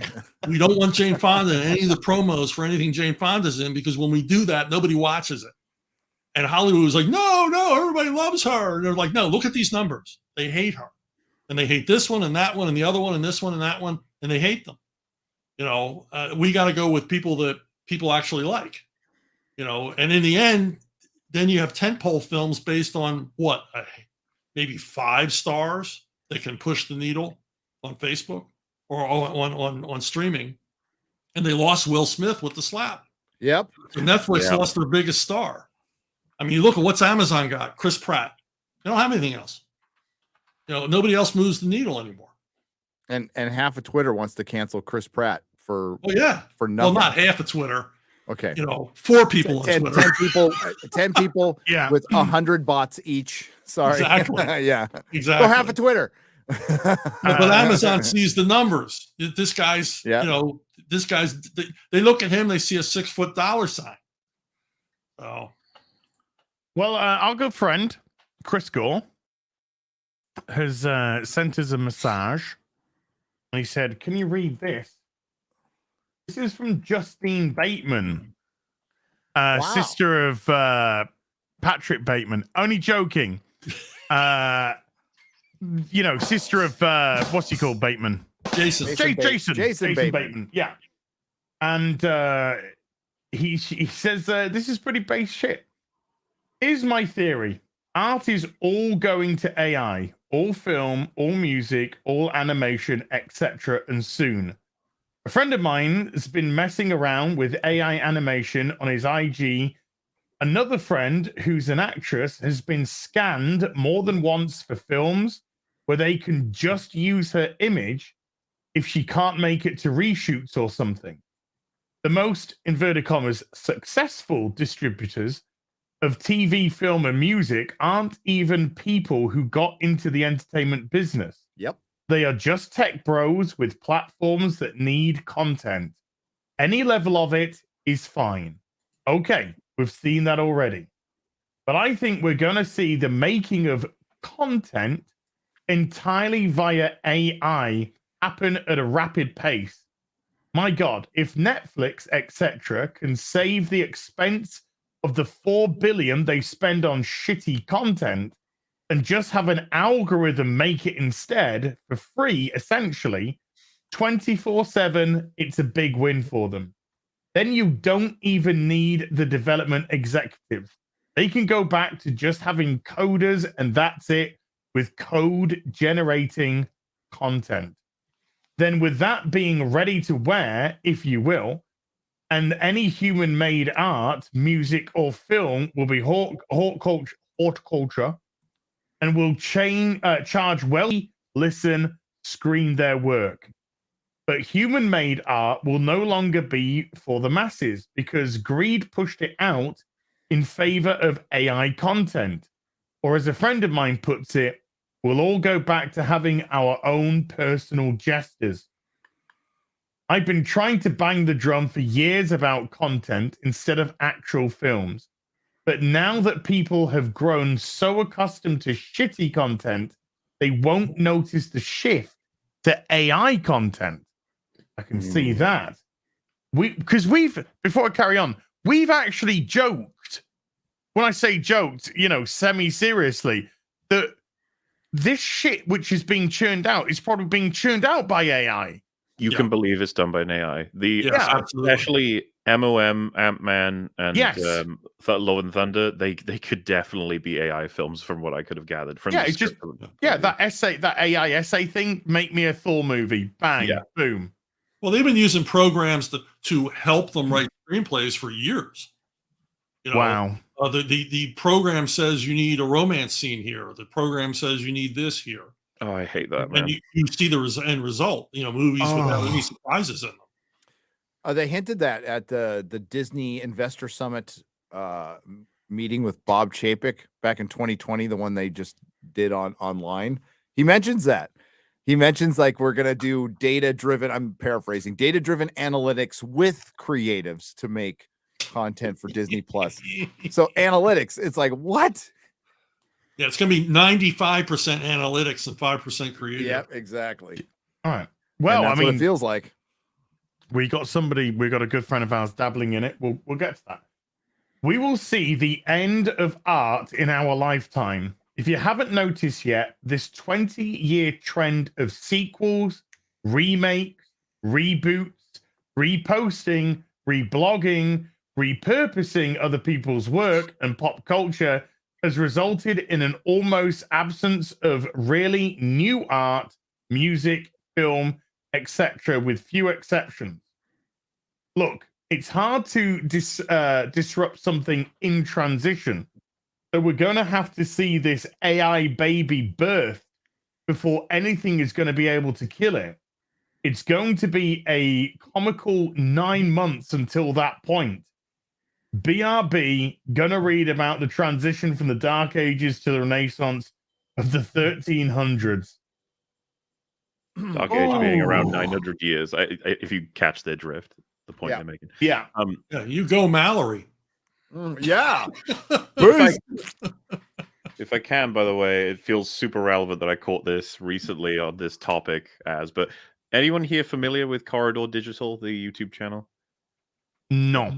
So they're very famous and liked for basically they comment on VFX all the time. That's their whole thing. And they do it really well. They're very talented people and they take challenges and then they complete them and they try and break things down and tell you how they do stuff. And recently they came out with a video called "Did We Change Animation Forever?" And it's like, what's this? And you click it and there's a little clip that's linked in that tweet. Yeah, I got it. As you can see, everyone is like starting to panic after what they've just set, let's say. It's part of our humanity to try to visualize things that don't exist. Like, let's talk about traditional 2D animation, cartoons. The most creatively liberated medium is also the least democratized. It takes incredibly skilled people drawing every single frame of your movie to make it happen. But I think we came up with a new way to animate, a way to turn reality into a cartoon. And it's one more step towards true creative freedom, where we can easily create anything we want. It's part of our humanity. So basically, they can simulate animation from recorded shit. And basically, all their fans are like, "What the fuck is that? Is that what are you doing? That's fake. That's not real." And it's like, Wow. Oopsie. So I don't want to make too many claims, right? Because I don't know exactly how it works. But all I'm highlighting is everyone's panicking looking at this. They're like, "What the fuck?" And you guys know as well as I do, you've seen all kinds of different breakthroughs or advancements in all different industries that relate to AI right now. It's just getting a little bit uncomfortable, that's all. I mean, I saw somebody showed me samples of a comic book they're working on. All the art is AI, which means all the art is stolen from other comic artists. And it was frightening because I looked at it and said, I'd probably read this comic. I mean, it actually looks pretty good. We've got, I mean, Shadiversary, he's been delving in AI and AI work, and even today on Twitter put out a lot of images using, I think, his wife. So I did reply with wood smash to one of them, of course. He used his wife as a template, and he was putting her in AI, like AI wife, so it's like a AI generated version of her, in different Supergirl costumes because of the Supergirl costume in the upcoming Flash movie, which is Tom Taylor's piece of shit. So he's got her in like tons of AI created Supergirl costumes, which he could, and he's going to be probably using that AI to make a book. And, you know, there's going to be a lot of artists, there's going to be a lot of pushback to that. But you see some of it and you're kind of like, well, that looks great. And it's kind of scary that you think that, because it has been generated from a compilation of all different people's work that the AI has generated into what the person has given parameters for. Oh, it's an incredibly complicated conversation that's happening right now. Because I just wanted to make a correction. Someone said like, watch the whole video. Wall has misrepresented it. No, I'm not representing it even. I'm talking about people's reaction, which was very negative. Yeah. Go check out that thread. Everybody's like criticizing them, panicking. And this is happening with a lot of the industries all together at the same time. And when I say industries, I almost mean like different forms of media, different forms of art. all having these interesting and cool pieces of technology, and they create things as has just highlighted. Some things I saw a Cronenberg movie that didn't exist, like through AI art. And I was like, man, that looks really cool. And then loads of people in the comment section were really angry. They were like, shouldn't exist. You made it up. It's all wrong. And so, what I'm trying to highlight is that it seems that we've just started the whole everybody being very angry and panicking about the state of art. Art's going through a big change right now. Well, okay, I'm gonna show something. I'm gonna show something because somebody today did a thing. There was a video. That's good to hear. Breaking news. I know. Breaking news. Somebody did a thing. But, wow. I'm not saying what it is because I'm obviously so curious. Here we go. That should be that sounds like a Josiah video. The context will become apparent. Okay, here we go. Ourselves.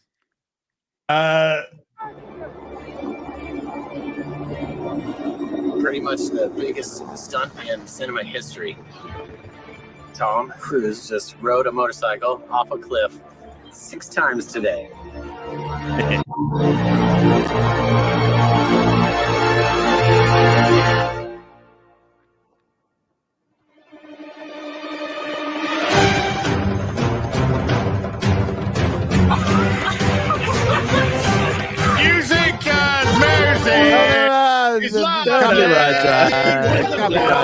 Copyright strike.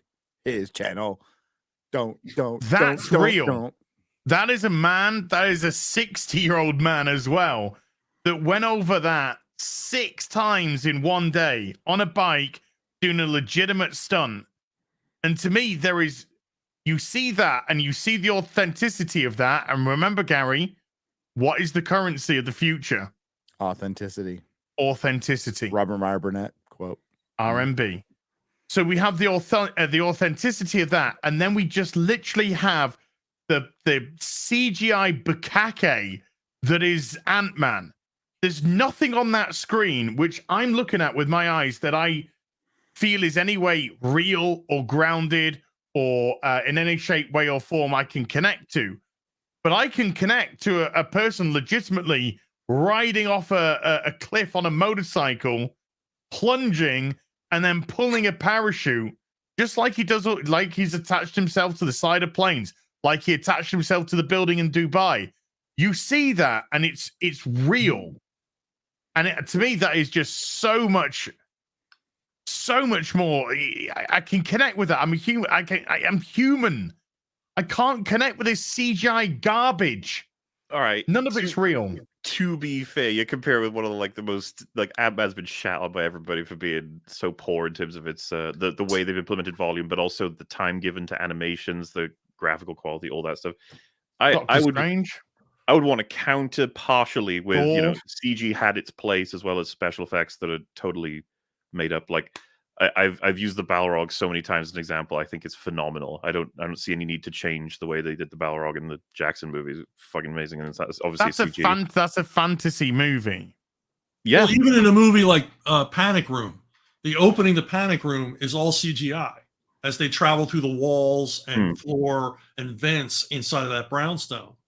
I mean, Hitchcock would have done that, and the audience doesn't know it's CGI. Yeah, that's the point. Exactly. That is exactly the point.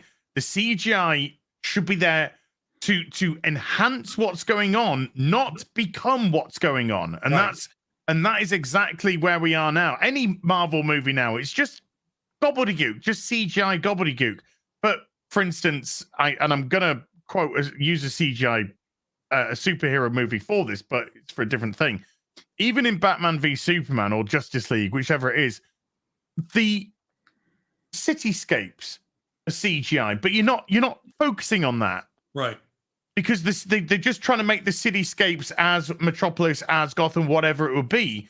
But your brain's not going, well, that's just CGI because it's just cityscapes and it's well done.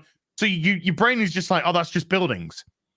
But when your whole realm, when your whole universe is the just costumes, in front of the masks. I love it when they take their mask off between every punch, Oh, breath. Gary, Oh, God. as you just said, it's getting ridiculous. It's like flip on, flip off to like change sizes, and then it's Quick, off, move. Okay, I know. run. And I was like, why why they did paid it, by the second going for their to. faces. why is it Kang? The source of their power is their suit. Get them out of their suit if you're taking them prisoner. I could go off on this all day. I was gonna say we can't Like, do this. Do you really want to open up that book? Because I'm ready to go. I know you are. I wish I had more time because I would have counted how many times. My suit's my power, so I shall consistently take it off. Yep. we But went, I will. think- I will imprison you with you and your super suits and let you wear them while you're in prison, so you can Yes. escape. So you can escape later. we got 8 hours out of talking about Ant-Man on EFAB. 10 went to MOM, so MOM still has the record. But Yeah. Wow. still, Mahler, thank you for your help, by the way, on my next video. I just want to say No that publicly. And one of the first things that if Batman is captured, people do take his utility belt off him, or at least try to take his utility belt off him. at least try. I know, right? Because it's often booby trapped and it screws them up. But at least they try and take the damn thing Yeah, away with, from him. With the guy in Dark Knight, when he goes to grab the mask and he gets electrocuted, and Joker's like excited watching that happen. He thinks it's great. Stuff like that's always, you can make it fun. You don't Yes. have to, Yeah, I mean, when you're writing, you're asking your question. You should be asking yourself a question the entire time you're writing. Is there a better way to say this? Is there a better way to do this? Is there a better way to prevent that? And apparently, across the board, nobody's asking themselves that question anymore. No. Is there a better way to do it? No, just do it the same shitty way we did it before. And it's lazy writing. It's like, Yep. no, yeah. Mr. Bond, I expect you to die. Well, Goldfinger, you shouldn't leave the room. Yes. I mean, not a good idea. No. But then you get Austin Powers just doing beautiful my things God. because of it. Yes. Yeah. So so at least there was but even with Goldfinger, even with that nonsense, you still love the film. You're still invested in the film and the characters and everything. Right. But nowadays it's like, why do I give a shit about Ant-Man's daughter? Why? What have you done to make me give a shit about it? I wish she's amazing. She So saves the the fuck homeless. what? That's like the romantic storyline in a lot of these movies, right? They meet, they fall in love, and it's like, I don't even like these two people. Yes. Why do I care if they fall in love? I mean, it's like in a romantic story, you have to make the audience fall in love with both people first. Yeah. We have to love Tom Hanks and Meg Ryan before they fall in love. And then we want them to fall in love. Yes, And then they have rooting to for them. Yeah. They have to earn that love. They can't just, have dinner one night and they're rolling around the hay the next. And This takes the split, heavy and then the lifting from a comeback. writer. This takes work. You have to put the work in. You have to put the setup in to make any of this shit work. I mean, now it's all just forgettable crap. It just happens because it has to happen to move the story along. And audiences know this. It's like audiences know when they're watching bad CGI. They know even when they're watching good CGI, it's inappropriate. When the Fast and Furious movies, okay, they're racing cars. It's cars racing. Why do we have to have the computer fly in and out of the car? And the audience knows this is impossible. Mm-hmm. They couldn't do this with a real camera. I'm no longer watching, practical effects. I'm watching bullshit. Dude, the clips I've seen from Fast and Furious is, oh God, Gary, we haven't talked about the quote from Vin Diesel where he said he finally understands Tolkien now and how difficult it is to end a saga. Did you see the quote? It was amazing. He's having to end the Fast and the Furious franchise, and he's like, "Oh, I feel you, Tolkien. I know, I know." Sorry, I was just looking around to see if I was in a CGI room. It might be one of my favorite quotes of all time.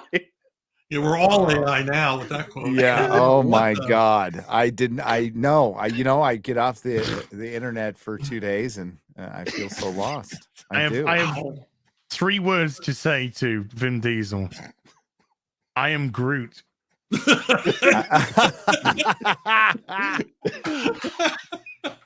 I just saw that they're going to be doing a Tom Bombadil musical with freaking James Corden. James Corden. Yeah. I don't know if that was a meme or not. It's got to be a meme. I don't Please know. don't tell me that's real. It's That's Twitter, like so it's real. Time.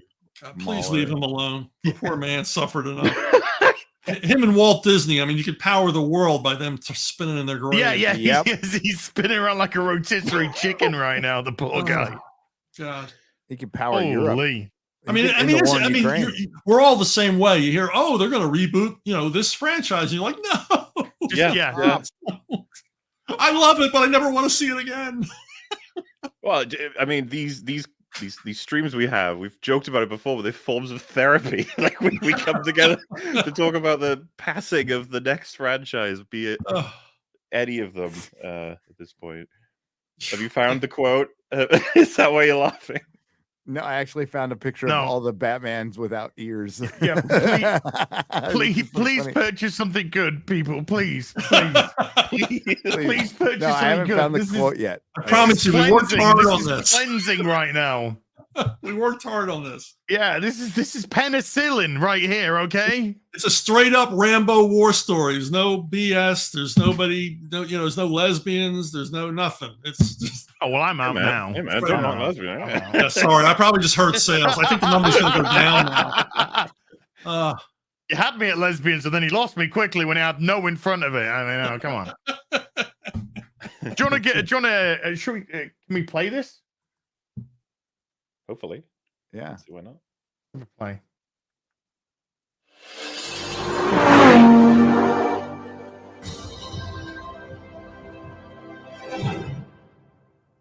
Hi everyone, it's your boy Zach, and the First Kill graphic novel Indiegogo campaign is now live. Rambo's First Tour of Duty, story by Sylvester Stallone and Chuck Dixon. Free set of dog tags with every order. In May of last year, I got an email from Chuck Dixon. It said, sit down before you read this. And he's like, Stallone wants to do a book about Rambo in Vietnam. I'm like, let's go. So it's the First Kill graphic novel. And then there is a brand new comic book written by Will Jordan, the critical drinker, called A New Kind of War. It's about Troutman, Rambo's mentor, during his days as a young officer in the Korean War. As many people, but not everyone knows, Stallone is a writer in addition to being an actor. He created Rocky. He wrote Rambo movies. He wrote all of the Expendables movies. So I had always gotten into my head that Rambo was this loner, morose character his entire life. And Stallone is like, no, he was the captain of the football team. This is Rambo before he's special forces. So he's a regular Joe, just in the common ranks before he distinguished himself and caught the attention of Colonel Troutman and got recruited for the special forces. So First Kill has the main cover by Dale Keown, and he's revved up. He's working on it right now. The hardcover is by a living legend, Simon Bisley. We're talking Lobo, Batman versus Judge Dredd. Aaron is doing the bulk of the story at 40 pages. The other 24 pages of First Kill are by Renzo Rodriguez, Butch Geis, Matt Barr, and Kenneth Lowe. So here's the line art by Aaron Alfici. This will be colored before it goes to print. And come on, I mean, the phrase level up does not do this justice. The featured perk is the Critical Drinker bundle. That comes with the First Kill graphic novel, A New Kind of War comic book, a set of dog tags, and a pinup for each book. All the line art for both books is complete. It's on the initial campaign for 3 days, and then it will transition to in-demand. So go check it out. First Kill graphic novel, and you can get as part of a bundle or as an add-on, the Critical Drinkers, A New Kind of War comic book. Link is in the description. Thanks for watching. Bye. And the link is in the description of this stream. Thanks. So please, I've dropped it into the chat again, but please go check that out. Absolute legend, Chuck Dixon. Wow. Hell yeah. Very cool. I can't wait to get them. Yeah, that line art's amazing, and the color work that Richard had done on it actually enhances it even more. So it's going to be a gorgeous book. I'm so happy to be a part of it. Yeah.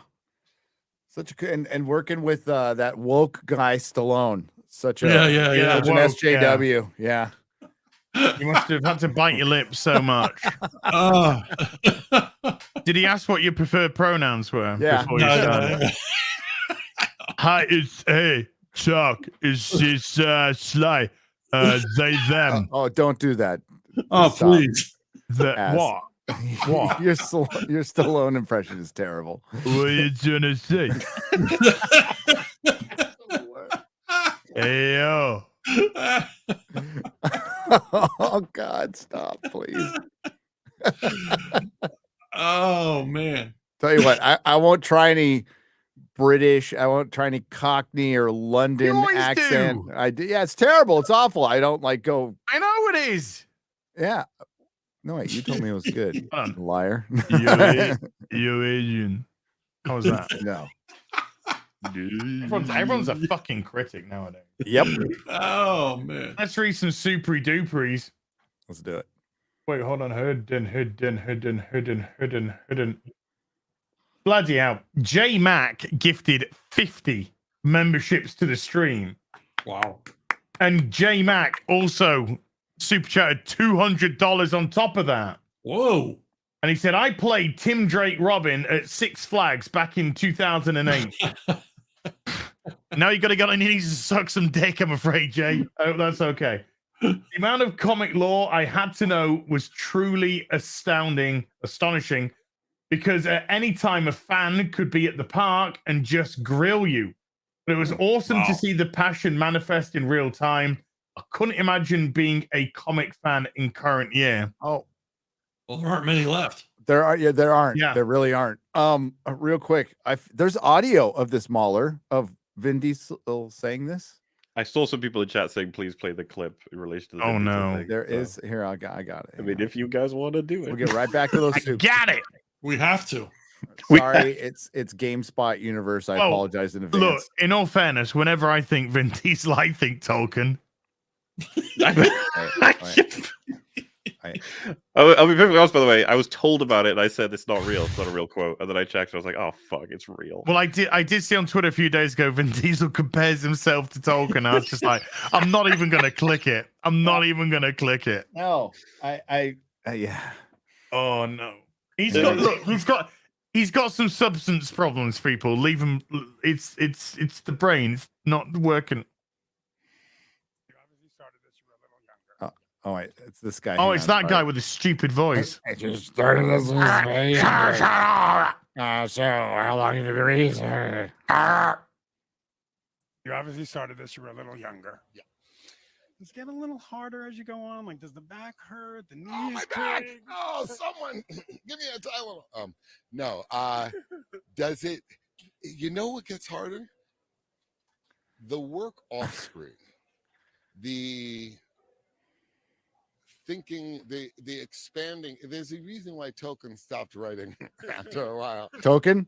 Did you just say token? It's so hard to continue mythologies. Nobody thinks about it in that context, but it's real.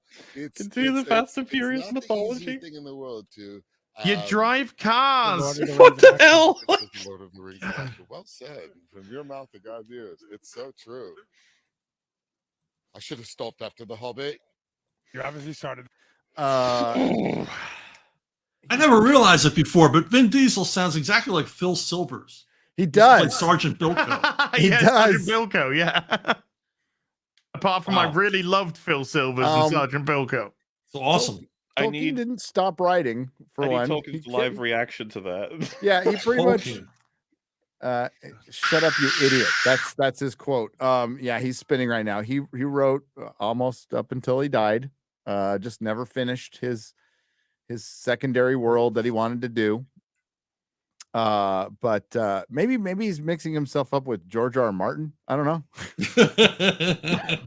Yeah, but George R. R. Martin doesn't know what it feels like to finish something. No, he doesn't.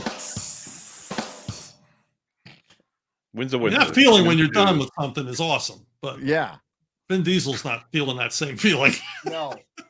No, because he had in his last trailer, he has a car pulling down 2 CG helicopters with a cable or something. Yeah, but After Gary, jumping the up- mythology, okay? Gary, there's a mythology there that you're not appreciating. It's mythology. Well, no, it's not mythology. It's about family. Yeah, the family is the mythology. It's about The family. family. Okay. And we know this because they tell us that's what it's He about. said token. Maybe he should contact George R.R. Martin, and they can both not finish. Maybe the Chuck film together. can contact George and tell him not to buy a train and maybe finish his shit. Yeah. Yeah. Well, or just not bother, because I mean, for me, I mean, I don't know why anybody wrote fantasy after Tolkien was finished. Right? Like, isn't this the last word on this? I mean, do we need more of this? Not really. Well, I don't know if you're aware of this, but Tolkien's racist now. Okay. Well, they all are. Well, hey, that's a really The quick best segue. ones all are. Yeah. So these We're all books, racist too, I'm sure. these books came out while I was locked I know up. I am. I got out and found out that these things existed when I got out, and I was like, "What?" So these are the only comic book adaptations of dude. I must be high right now. I was on the road too long. I don't even know what direction I'm going in. But these are the Hobbit. They are, I mean, they are, it's shortened up a little bit. It's abridged, but it's pretty word for word. I remember again you talking to our good friend European Lore, telling how you approach this. I loved the quote from it. I used it in one of my videos, man. So could you tell us like how this came to be? Because it's a pretty interesting story, because they like J.K. Rowling, Tolkien estate doesn't really want comic book adaptations of Tolkien's work, which is too bad. I would like to see like a good one. And The Hobbit's a damn good one. It's a damn good one. So if you can get it, you can still get the graphic novel out there. Go buy it. Oh, it's never out of print. It is never out of print. Oh, it's probably the most successful thing I ever worked on. Yeah. So how were they able to sneak this in? I remember you telling the story. It's pretty interesting.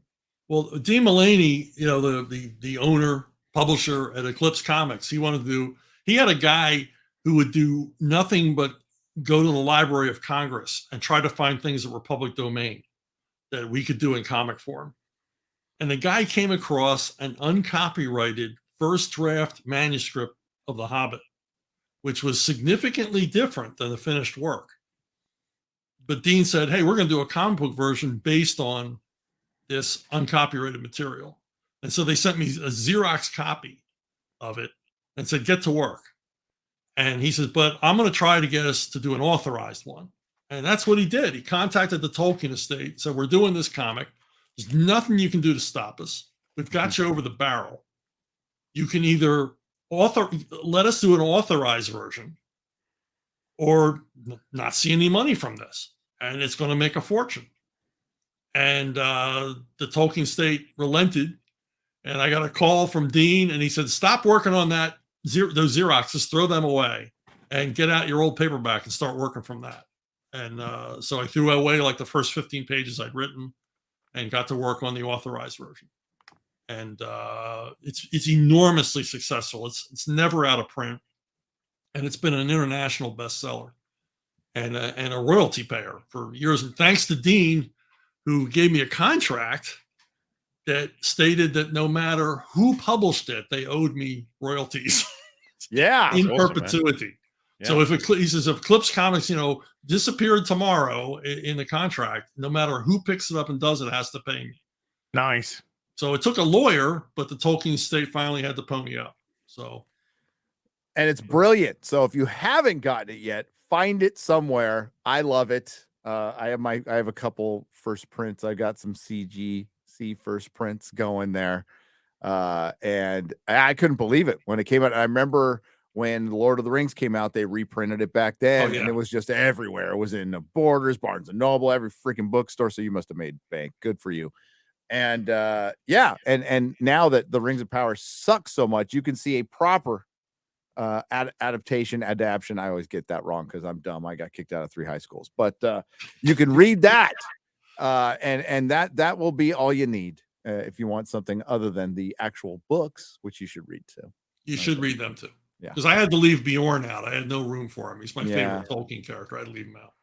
But your approach was, I remember you saying like your approach was respecting Tolkien, respecting the word, his language, which is the magic of his books, by the way. It's not the battles or anything. It's the way he writes, it is truly artistic and beautiful.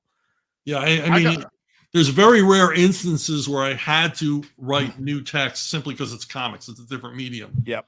But for every, I try to avoid doing that as much as possible. It's almost all Tolkien's words.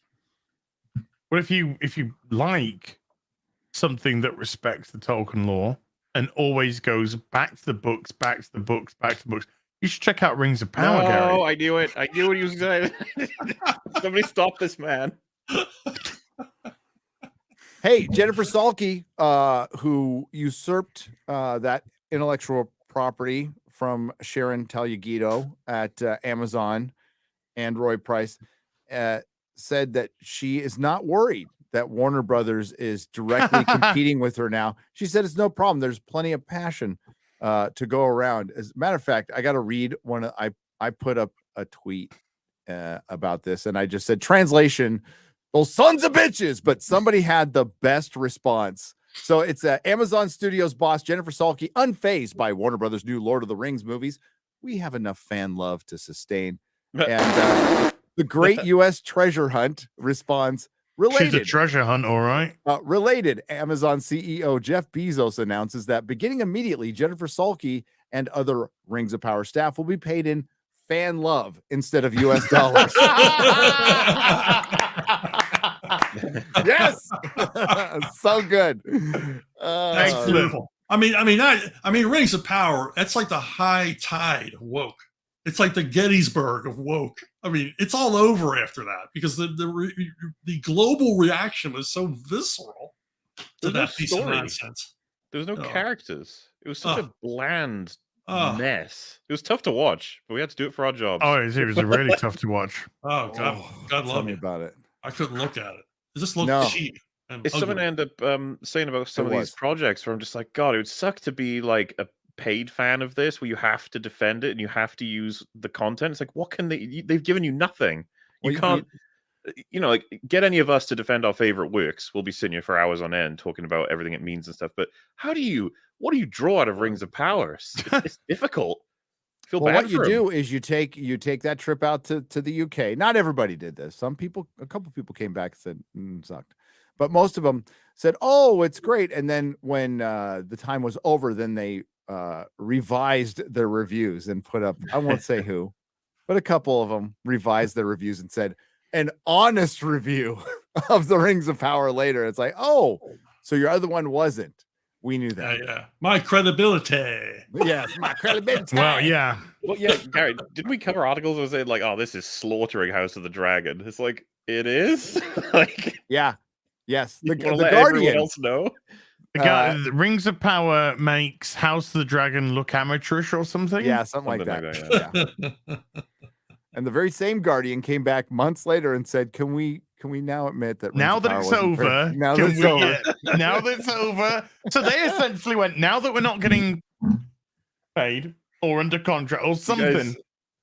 Do you guys remember those two images? I can't remember what site it was, but it was hilarious. The first one was like, men, stay away from Charlie's Angels. This film is not meant for you. And then the next one, why aren't men watching Charlie's Angels? And it was like 2 weeks apart or something. Yeah. Well, the Warner's Lord of the Rings production. I mean, who's behind that? Who's working on that? Well, we don't know yet. It's all speculation right now, and they're talking to Peter. I mean, they made a big point that, hey, at least we're talking to Peter Jackson and Fran Walsh and Philippa Boyens, who wrote and won Academy Awards for the greatest trilogy of all time. And that was just just a dick measuring contest, and I freaking love it. I think between two giant studios, Amazon's got all the money in the world. They don't need Amazon Prime. They can shut it down tomorrow, and it won't affect Amazon at all. It'll probably help them. But the fact that like Warner Brothers just like, Zaslav, at least he's a practical man. He like comes in, he goes, man, the previous regime, they were shit. We need to make more Batman. We need to make more Harry Potter. And we got this Lord of the Rings distribution thing. So they just talked to the Embracer Group, who owns all of it now. And they say, let's do some shit. It'll be terrible, especially if they have to keep it in the third age, because I know that Warner Brothers had to sign off that for Prime to do what they did. They don't have rights to a lot of stuff. They make it sound like it's a lot. It's just the appendices. It's not The Hobbit and the Lord of the Rings. It's just the appendices. And they don't have rights to the Silmarillion, but Embracer does. Embracer Group was the people behind Lara Saints Croft. Row. Lara Croft. Which they gave it to what's her face? Amazon. Phoebe Waller-Bridge. Phoebe Waller-Bridge, Yeah. yeah. So I wouldn't hold out much hope. I just wouldn't. I just wonder with Zaslav in charge, because my favorite quote from him, I'm paraphrasing, is, "Are we making a gangster movie? Why aren't we making more gangster movies?" Yeah. Yeah, okay. I like this guy. Make more gangster movies. They're cheaper. They're fun. Everybody loves them. Never lose money. I'll never find it not priceless. They're like, we're canning Batgirl. It's too bad. Yeah, him canning Batgirl is to me just like Uber chat. This film is so shit. We would rather make it a tax write-off and than show it. I would have made money off the release of that movie, and I was still glad they canceled it.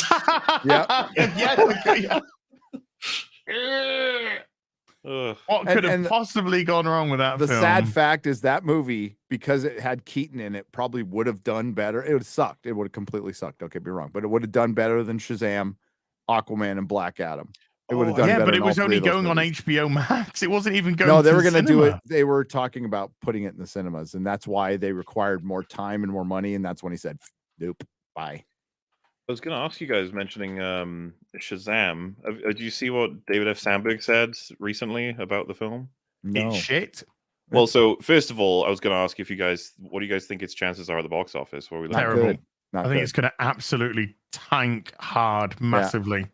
So someone tweets out, "Hey David, I don't feel like watching this movie because of the drama happening around DC Studios. It's just killing the vibe of the film. There's a lot of uncertainty about DC's future. Just give us an answer. Whether Shazam will have a role in the future of the DCU." And he says back, "He definitely won't if people don't go see the movie. What I've been told is that there's nothing in the Shazam films that contradict the future plans for DC. So the possibility for more Shazam is there. And if that's what you want, the best bet is to go see the film." The director is on Twitter telling people to please go see the film. Wow. What's going to happen to this? Warner Brothers is coming in at the end of the superhero era. You know, Warner Brothers is making a disco album in 1987. So that's what they're doing. Disco's greatest hits. Yep. Okay. Casey and the Sunshine Band, Earth, Wind, and Fire, 1987, touring at Indian casinos. So that's State fairs. Stolen land. Yeah, when a band played at Magic Mountain, it was over for them. You know, Six Flags Magic Mountain in LA. So I saw Flock of Seagulls, like, you know, in the late 80s. Wow. It was done. I just can't take this Shazam movie seriously when Helen Mirren's your villain. No, you can't. No. As far as I know, I love her. She's great, but no, just No, and I was going to say, as far as I know, they are passion projects from Sandberg as well. But I'm just sitting here like, man, I feel like this is all just, nobody's got hype for this. It's just dead. No, and they It feels don't dead and it hasn't come understand. out yet. Like, it would be better to cancel all of them. It just would, because it's going to further harm the brand and the IP. Because most normal people aren't going to differentiate. They're going to go, "Where's Shazam? Believe me, when James Gunn's Superman comes out, there are going to be people going, "Where's Henry Cavill?" Because they don't pay attention to this shit. Those casuals that they need to bring in, and it would have just been easier to keep them. It would have been, especially what we've heard. But egos always get in the way, and then the corporatism that is destroyed. Like, God, when Disney bought Marvel, we all knew it. Like, everybody knew. Well, we'll probably get some good movies. Comics are dead. They're going to be dead within a decade or 2 decades because of the corporatism. Warner Brothers owned DC forever, and they were pretty good. Marvel was always, they owned it. They literally, yeah. I'm serious. Literally forgot they owned DC Comics. Well, they had Bob Wayne out there too, schmoozing with comic stores, which was a great idea because he used to own a comic store. and I thought he was a good liaison. Marvel were always dicks to comic stores. It didn't bother me that much, but they were always dicks. And I'm like, well, maybe, Disney will be better. I was a sweet summer child. They were worse, much worse. And now the corporatism, you have a bunch of execs making decisions. I'm blanking on her name now. We just read her thing off Instagram that Chris Gore sent. Justine Bateman. Justine Bateman wasn't wrong. So we have it's tech bros and it's bankers and it's investment bankers, dudes who don't watch any of this shit. Yeah. Don't give a fuck about it, making decisions about. So that's what. But Hollywood was always that way. But at least you had the Hollywood moguls, but it was the guys in New York with the money who called the shots. So that guy his ass was always on the griddle, the studio head, and he had to deliver, and he knew that.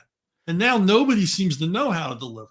Frank Zappa has a great interview where he's talking about the old music executives was just some old guy chomping on a cigar going, I don't understand any of it, but let's go with it. He's like, he missed those days. Kid.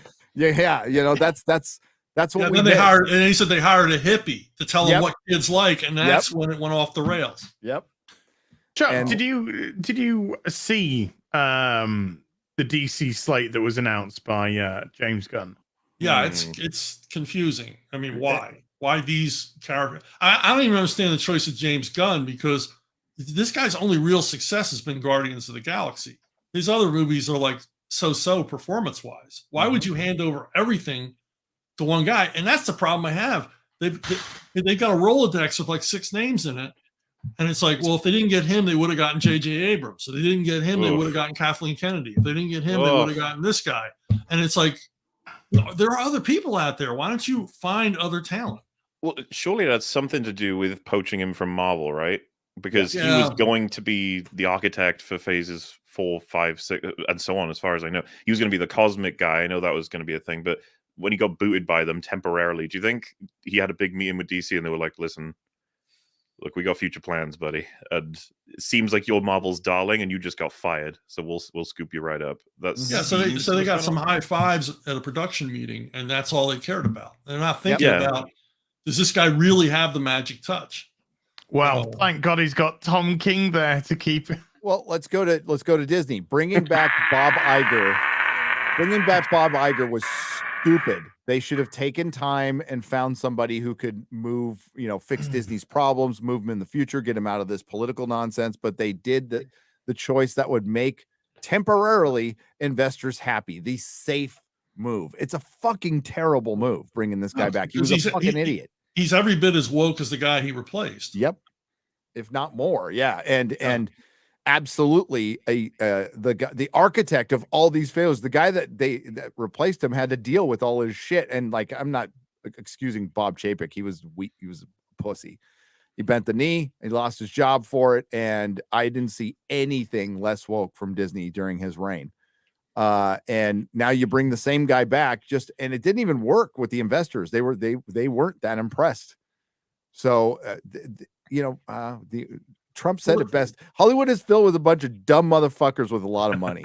I mean, the problem with Disney is its corporate personality. I mean, since Walt died, has always been, we're always the smartest people in the room. Yep. Even if we're doing stuff we've never done before. We're going to go into video games and we're going to make the best video games in the world because we're Disney. And we don't know shit about video games. Yeah. We don't know shit about publishing, but we're going to be the biggest publisher in the world. And every single time they fall flat on their face because they think they have all the answers and they don't. But somehow nothing, no matter what heaps of failure fall on them, they don't seem to understand. No, we got it wrong. How do we get it right next time? I mean, Walt had to do this. Walt went bankrupt over and over and over and over again, and always managed to rescue the company somehow. Thinking outside the box. Let's build a theme park. Let's go on TV. Let's do this. Let's do that. Yeah. Because his money was on the line. Like you said, you had one guy whose money was on the line. Now it's just magic investor money that comes and goes. And you've got multiple cash flows, and Disney owns like 1,000 companies that we don't even know about. And it makes up for it, but eventually it runs out, and it's run out in Hollywood. Like you believe me, ladies and gentlemen of the two genders in the audience, you will see a lot of cancellations in the next 2 years. A shit ton half the stuff being announced today is not going to make it. It's just not. Well, the other thing about Walt was he was interested as a creator as well. I mean, he was spending his own money, but he was spending it. I mean, when they said, $70,000 for a 77-minute cartoon in 1930s, that's crazy. Why are you doing this? He goes, because we'll sell more toys. If it's a really good cartoon, we'll sell more toys. Yep. Gary, stop looking so mad. Gary, your ventriloquism's really coming along. Like, you can just get so much. I'm good at audio out. this. Yeah. Fuck. Right, let's do some supers, and I'll try and pull out some questions for Chuck. It's not stopping. Turn it back on. Turn it back off again. Legion of Memers, don't you do it? Don't you do it, Legion of Memers? He's stuck in a 1970s credit sequence. I am. Yeah, it's the end of Police Squad.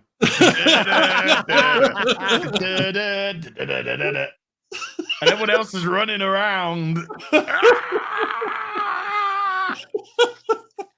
Jade Light with a €2 says, Chuck, love your Grievous comic. Keep it up. Fisher Cat with a 5 Canadian says, saw a pre-sale at Arkhaven for Chuck's Conan. Can you talk about this, especially in the context of working within the public domain works? Excited. Yeah, I've written 2 Conan novels for Arkhaven, and I'm going to do a third. I'm just going to do 3 of them. It was fun. They contacted me. They said, Conan's in public domain. I'm like, oh no, I don't want to write any more Conan comics. I mean, I loved writing them, but I don't want to do public domain Conan comics. They said, have you ever thought about writing a Conan novel based on Howard's stuff? And I'm like, ooh, hey, that is a pretty cool idea. Yes. By the end of the day, I had my first plot line, and we were off to the races. So it's just a blast. How much sitting down and eating did Conan do? I don't remember him ever eating. Did we get Conan's pronouns? Yeah. Yeah, they were. They were kill and you. Yeah. Yeah. Oh. All right, I'll be right back. The link for Arkhaven, by the way, is in the description box down below, folks. So go check out that, and you can pick up Chuck's works there. Let's have a look. Why didn't we start at 11:30 today? Says Aaron Pipes. Because we start on time.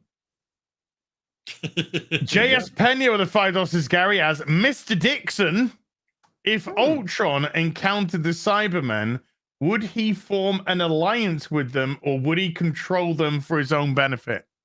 Yeah, he probably hacked them with a program of his own, so he was all of them. Oh, yeah. Yeah, he would. He wouldn't be happy with just controlling them. He'd want to be all of them. Yeah. He could handle it. He's got enough servers. He could handle it. Yeah. Marksman at 117B with the $2 says, hola, Chuck Dixon. ¿Cómo estás? Me encanta tu trabajo. Okay. I'm not bilingual. I've sorry worked with for an your awful loss. lot of Argentinians, but I'm not bilingual. Big Roger with the 5 Canadian says, I just picked up Chuck's adaptation of The Hobbit, and I can't wait to read it. Phantom Mercenary with the $10 says, Chuck, thanks for responding to my question on Ask Chuck Dixon about how Asbat being killed off due to Joe Quesada leaving for Marvel. Started reading comics with Nightfall. Love your work. Thank you very much. Azrael got Asbat obviously got done in the end of Knight's Quest. Knight's Quest. Yeah. And Azrael, actually, Jean-Paul was killed in Azrael 100.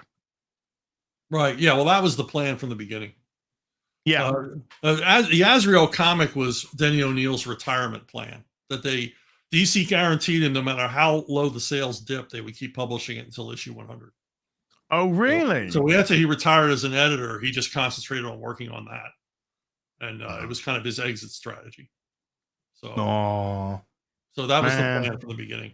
And all right. And basically he died because the readers hated him. So they never forgave him for replacing Bruce Wayne. Oh, you see, I love that story. I mean, he's definitely, he was no Bruce Wayne to me, Right? But that was the whole point. He was never meant to be in my, he was. From what I got from the whole storyline is the industry was getting, you're getting all these new creators, ultra violent comics, all this and that, and people were like, yeah, this is what we want. So as far as I was aware, DC were kind of like, okay, we'll give you what an ultra violent Batman would be. And then you tell us if that's what you want. So they gave them the ultra violent Batman because I think there was the understanding that people would be like, no, this isn't Batman. Right. Which is the exact point, exact point of the whole arc. Yeah, the readers hated it, which was our intention. Yes. But sales began to crater. He was going to be Batman for another 6 months, and we had to end it early because sales were suffering. Ooh. They did not like. And you are right. I thought I was gonna hate it, and I didn't. I was like, "This fuck." Oh, what the freaking. By the way, Chuck, what would sales were failing in 1993-94? Well, when we got below like 175,000 on some of the secondary titles, I think Batman was doing. The Batman comic was doing up over 200,000, and most of that on newsstand. And then, I mean, hell, this was early 90s. I mean, Punisher Warzone #1 sold 3.2 million copies. Wow. I when I went to the mailbox and got that check, I danced my way back to that. Yeah. But yeah, it was nothing to have a comic sell 1 million if you were doing something special. I mean, Jim O'Parro had a wonderful retirement just off of Batman 500. Oh, good. That's good to hear. Which Denny, I got to tell you, Denny fought to keep him on that.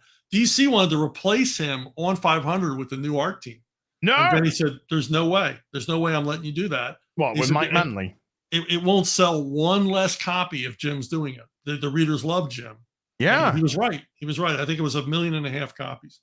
He had such an incredible style to Jim O'Parro. I loved Jim O'Parro as well. And he was such a sweetheart of a guy, just an amazing guy to hang around with.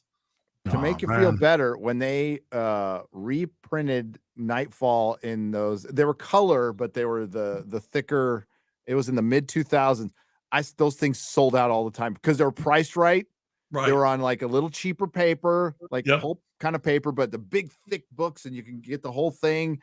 Pretty affordable. I couldn't keep them in stock. Could not keep them in stock. I'll tell you a Jim O'Parro story. It was I was at San Diego Con with Graham Nolan, and we hung out with Jim all the time. And we were in the bar one night hanging out with him, and Archie Goodwin came in and gave him his Lifetime Achievement Award. He goes, "You were supposed to come to this awards ceremony, Jim." And Jim said, I was talking to my friends. Oh, that's awesome. Whoa. What a Chuck Dixon, Graham Nolan, Archie Goodwin, and Jim O'Parro. Holy shit. Yep. That is some freaking heavyweight stuff going on there. We walked in the shadow of giants back then. Well, you are the Giants. You are the Giants. You became the Giants. The last of the Giants. Yeah, the last of the Giants. Unfortunately. Did Dan Jurgens write Superman 75? I bet his residual check was quite nice. Oh, yeah. Dan did okay. He did all right. Dan's How many did that sell? 7 million? 6.7 million? Yeah, they worked hard to bring. I mean, turning Superman around was not an easy task, and they did it. That team, you couldn't have found a better team to work on that than Dan and Jerry and Butch Geis and Roger and those guys. Yeah, they did awesome work. Well, I mean, they brought him back when they did Rebirth, and it was fantastic. It was great. Best of Rebirth. Absolutely, absolutely. The best of Rebirth was Dan Jurgens back on Superman, and they took him off. Yeah, I mean that's a tough character to get right, and a lot of people simply do not understand that character. They don't see the nuances. They don't see the internal conflicts and paradoxes within the character, and they just write him as. Well, basically, they write him as a guest star in his own comic most of the time. Mm-hmm. Hey, Brian Bendis did great. Bendis is coming. Bendis is coming. I was going to say Bendis is coming. When I Did they do ads that said Bendis is coming? A double page spread, Bendis across 2 pages. Bendis is coming. And I read that and I was just like, oh. Where? Face, neck, or chest? Because I remember Kirby is coming, and that meant something. Yeah. Yeah, Bendis didn't. Yeah, that didn't. I didn't get excited. I was like, can you hold off? Can we keep Dan? Yes. That's what everybody was saying. Everybody to a man and the, you know. Can you think about baseball and stop coming? Oh, yeah, I mean, I was literally doing this. I was doing this. Do not come. Do not come. That's what I was doing. Oh, and then he just fucking ruined Superman. Yeah, he did. Just Like ruined immediately. Like did not waste any time. Oh, God. Well, that's the problem when you these guys, they come on a character and it's like, well, I'm going to make it mine. And it's like, well, that's not what the readers want. You know, I mean, if I took over a title, I was cognizant of what the readers liked before. Yeah. And I was like, well, I'm going to keep that going. And eventually I'm going to put my own take on it. I can't help it. I'm a different guy. But at first, I'm going to ease them into myself. And I'm never going to change the core character. I'm going to work within this framework of who this character is and why he's popular. And why you would, well, it's just hubris. Did you hear that, Tom King?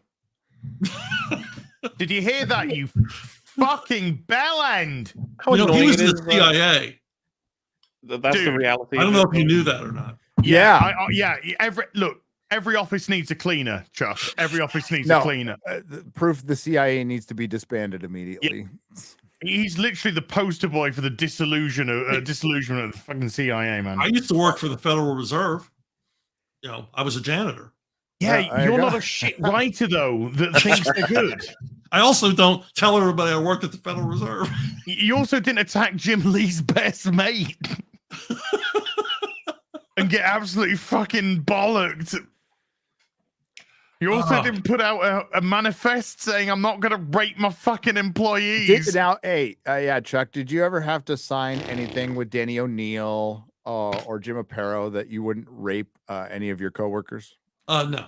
Okay, that's good. We didn't. It was an unspoken agreement. Okay. We had an understanding. We had a short discussion in the elevator one day, and that ended with it. Okay, we got a handshake agreement. We got a breaking treat for you people, you lovely people. Chuck, this is the latest trailer for Gotham Knights. I do it. I'm starting to get really good at just dropped. No, I bet you're so excited. I bet you it's not better than the Birds of Prey show that lasted like. This is a new created episodes. character as well. This is I don't know. It's like called something like Tucker Wayne. Oh fuck it, whatever.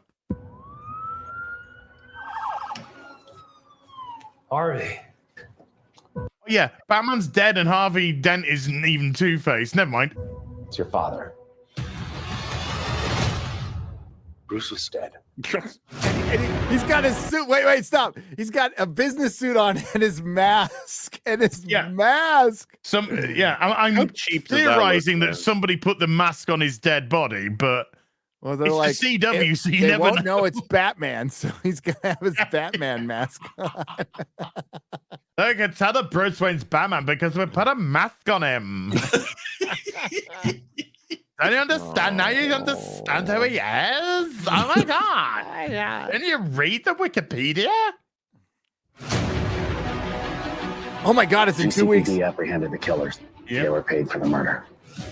Oh my god, it's like they raided the local Hot Topic for the killers. Okay, Chuck, do you want to hazard a guess at who this lovely lady is? I don't know. Commissioner Gordon? Good guess. Well, that's actually closer than the actual character she's meant to be playing. So yeah, that's not bad actually. Hey, wait a minute. Is she sassy?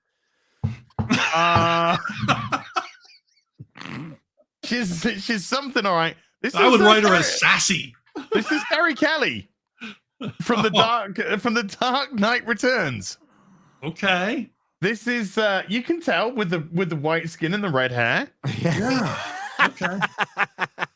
Is this in continuity with anything that's come before, by the way? Because this is CW. No. Oh no, dude, this isn't even in continuity with the comics. Never mind. It's just completely just bullshit. Then. Yeah, it's all over the fucking place. This is Carrie Kelly from The Dark Knight Returns, which is set like 40 years after this series is set, where it's got Harvey Dent, who isn't even fucking Two-Face, yet Batman's dead. Oh. We'll put them up to it. This makes it look like the person who paid to have your dad killed is you. Oh my god! What a plot twist. I will say the delivery and the dialogue God, is absolutely reassuring already. Like you killed him. Hey, By the Chuck, way, how I much think does it that kill was you to- that. By the way, I think was Stephanie Brown. Spoiler: Stephanie. Who Brown. amazingly is a blonde white girl. That's She's a blonde. Yeah, that's edgy. Lesbian. Well, yeah. Well, come on. Trans. Trans, please. Oh my god. We didn't kill your dad any more than you did. I believe you, you fucking soy boy. I don't think you could open a packet of crisps without That was passing it another to your great. sister. That was another great line delivery, Mahler. That Yes. No, sorry, I golden. was gonna say like We don't care, your dad. we find it bad enough, right? Like listening to piss dialogue, but I can't imagine a fucking professional writer's been running for decades has to listen to this kind of dialogue. It's like, why? I'm getting too old for this shit. Yeah, getting too I almost old. want to apologize. Like you shouldn't have to be forced to watch this. Oh, I just thought I'd compound the cliches with another one. Yeah, I'm this. sorry. Mahler's generation brought this upon us, Chuck. Hey, I ain't with them. Yeah. Okay, they came in with a slow bus, short bus. Fine. Time to pick a side. That, by the way, was the Joker's daughter. Oh, Couldn't you tell? sure. Couldn't you tell? I mean, eyeliner, dude. Duh. Duh. I'm like, quirky? Oh my god. Can we stop off and get a cappuccino?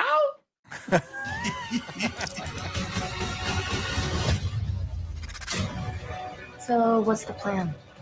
You get cancelled after 13 episodes. Yes, you do. That's the plan.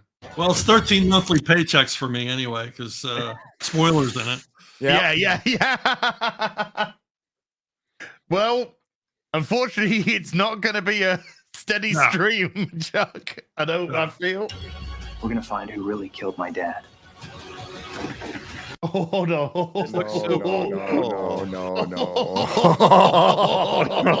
No. You know what? They'll recognize it as Robin if we put a little green line under her eyes. Yeah. I Do you like think the Robin actors and can even stuff. see with those on? Do you think it's all like green in her eyes? Like she can't actually see. Can't see shit. Just got these green lights just blaring in her eye. I like Carrie Kelly because I got like green on my goggles. Dude, knowing the CW production, she may end up blinded by this. Like the people who get this, hasn't someone died on set with CW, or at least lost the use of their legs, right? Somebody got paralyzed on the set of Batwoman. No, somebody got It wasn't killed. even an actor. Somebody got paralyzed, and somebody else got killed. A stunt person got killed. I mean, it's terrible. What a waste. Was there Batwoman. stunt they committed suicide because they were working on Batwoman?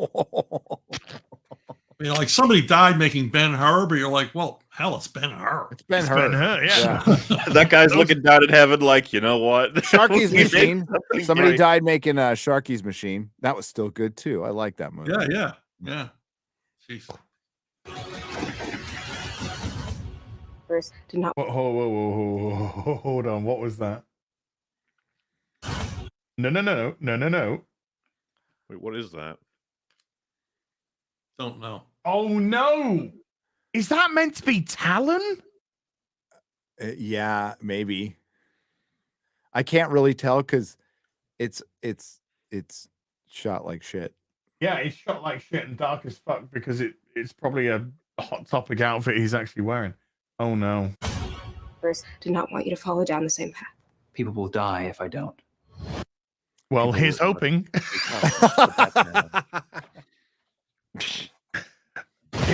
Go. night. New series premieres Tuesday, March 14th. Free next day. I'm gonna be so rich. I'm gonna be rich beyond my wildest dreams. March 14th. That's not even long. 2 weeks today. 2 weeks today. Wow. Dude. Wow. Hey, did you know there's another show that premieres, I believe, tomorrow? Tomorrow, that'd be Mando, yeah. Mando that nobody gives a shit about. And nobody gives a shit. My whole audience are excited to see us react to it. Like that's gonna be great. I ain't watching it. I couldn't give a toss. I read where none of the Disney Plus, Marvel, or Star Wars shows have ever been in the top 15 streaming shows. Overall, no, they have not. No, not overall. They've been in original. They made a new category for them, original. Because if you go to the overall, it's like The Office. It's like reruns just destroy everything. Yeah. Rings of Power, which was supposed to be watched by 100 million people and the most watched thing on Amazon, according to Amazon, turned out it finished behind The Boys, which was on Amazon. Wow. And didn't have 100 million views. Wow. So somebody's lying. Somebody's lying. I wonder who could be lying. Is it the people who have the statistics, or is it the company that made the product? Let me have a think. We'll work it out eventually. That's what I mean. These streaming services, they have the numbers. They don't want you to know what they are. They do but not. have them. That's the thing. They would let us know if they were good numbers. Yes. Right. And apparently they don't share them with the showrunners. Wow. Yeah, that's why would you not do that? The showrunner's like, are we doing good? It's like, yeah. That's your response. Yes. How are we doing? Well, I checked out. We're doing pretty good. Pretty good. Elaborate on that a little bit. Nope. You see, it's pretty good. Did my mom watch it? Gaming industry, you see units like moved all the time with successful games. They want you to know just how well they're doing, but it's weird. They're very quiet and vague with all these TV shows. What, like when Hogwarts Legacy said, yeah, we sold 12 million copies in 2 weeks and made $850 million. Dude, it was same for that. Elden Ring, God of War Ragnarok, they all show off. They're like, look at our units. Look at these beautiful units. Look at my giant unit. It's look at my giant. Huge fucking unit is huge. Yeah, look at it. Look at it. Look. Yeah. Meanwhile, meanwhile, Netflix. Yeah, we're doing like great and stuff. Well, they go as they have a whole department you of know? people whose whole job it is to find out a record they've broken in any way, shape, or form. Find one. They're like, all right, we got this. It's like these 14 different qualifiers all at once, and they're like, there you go. There's the record broken. Hey, you got to watch Ant-Man like it's the first episode of a series that's actually a movie. That's the way you got to see it. That was the nicest review. Our boy Ramos, Ramos, rape what? Ramos, rape two. His tweet should probably be framed as like the end. Like that's we failed. It's over. Yeah. The fact that we got to like near the end of phase 4, the end of a trilogy, and he's describing it as episode 1. You're like, I'm sorry, I don't even understand. And he's like, don't look at it as a story. Look at it as episode 1 of a big story. That's how about I judge it based on the film? Yeah, based on what it is. How about that? How about I do that? Wasn't it some quotes from James Gunn where he was saying he was lamenting like the fact that we've gone to a point where people are more excited about where things go instead of what things are, which is very true. I think all of us have noticed this. What I was just talking about with David F. Sandberg, right? He was responding to someone saying, why should I care about your movie if it's not going to be involved in other things going forward? And it's like, imagine saying that about Jurassic Park. Being like, why should I care about Jurassic Park if I'm not guaranteed a sequel? But I get what that person's saying because of Gunn coming in and redoing everything. Because literally, Aquaman, Flash, which could be good, is probably Aquaman, Flash, and Shazam. They're literally throwaway movies because they're going to really have nothing to do with James Gunn going forward. So essentially saying, what's the kind of point? Well, what's the point of me seeing this? Imagine, let's say hypothetically, we had a franchise that was almost dead, and a season of this franchise was given to someone with a lot more trust, with a guarantee that they're not going to make anything going forward after that. Would you guys check it out if it was likely to be good? Obviously, I am I am implying something here know. that's an actual reality. I know. Like, and you don't need to say, "Hey, where's season 4?" I'm not going to watch season 3 if there's no season 4. It's like, no, you can check. What I'm getting at is, if Shazam 2 was something that was going to be like a fucking great film on its own, I think people would have the passion to watch it anyway. The fact that people are like, yeah, but where does it go though? It's like, oh man. And I don't blame David for that. I think it's more that Marvel has really done some serious damage to the film industry, like overall with how these films are made, how people consume them. We talked about it, but the fact that Loki season 2 is the hook at the end of Ant-Man, it's like, Loki season 2? What are we doing? It's the Katy Perry and Taylor Swifting of the movie industry. It's all just a bunch of pop crap based on an algorithm, and that's where it's going. That's where it's going. And every time something gets digitized, every time something goes to streaming, this happens to every fucking industry. And what it does is it dilutes the industry, you know, and. And you don't even have to listen to us. All the famous great auteur directors, they've all each basically taken shots at what Marvel has done. Mm-hmm. Let's read some more supers for Chuck. Well, we've got him. Yellow Flash with a $20 says, "Good to see Chuck. My first comic book was Robin 2, The Joker's Wild. It all started for me there." Nice. Cool. Pseudo signed with a $50 says, "Chuck, what was it like working on The Blade itself with Joe Abercrombie? Great series for the rest of the panel. One of the best easily. Seeing an adaptation was a dream for me. It looked fantastic. Any chance y'all might work together again?" Well, I mean, he was really easy to adapt to comics. And this is after I had done some Wheel of Time stuff, which was nearly impossible to adapt to comics.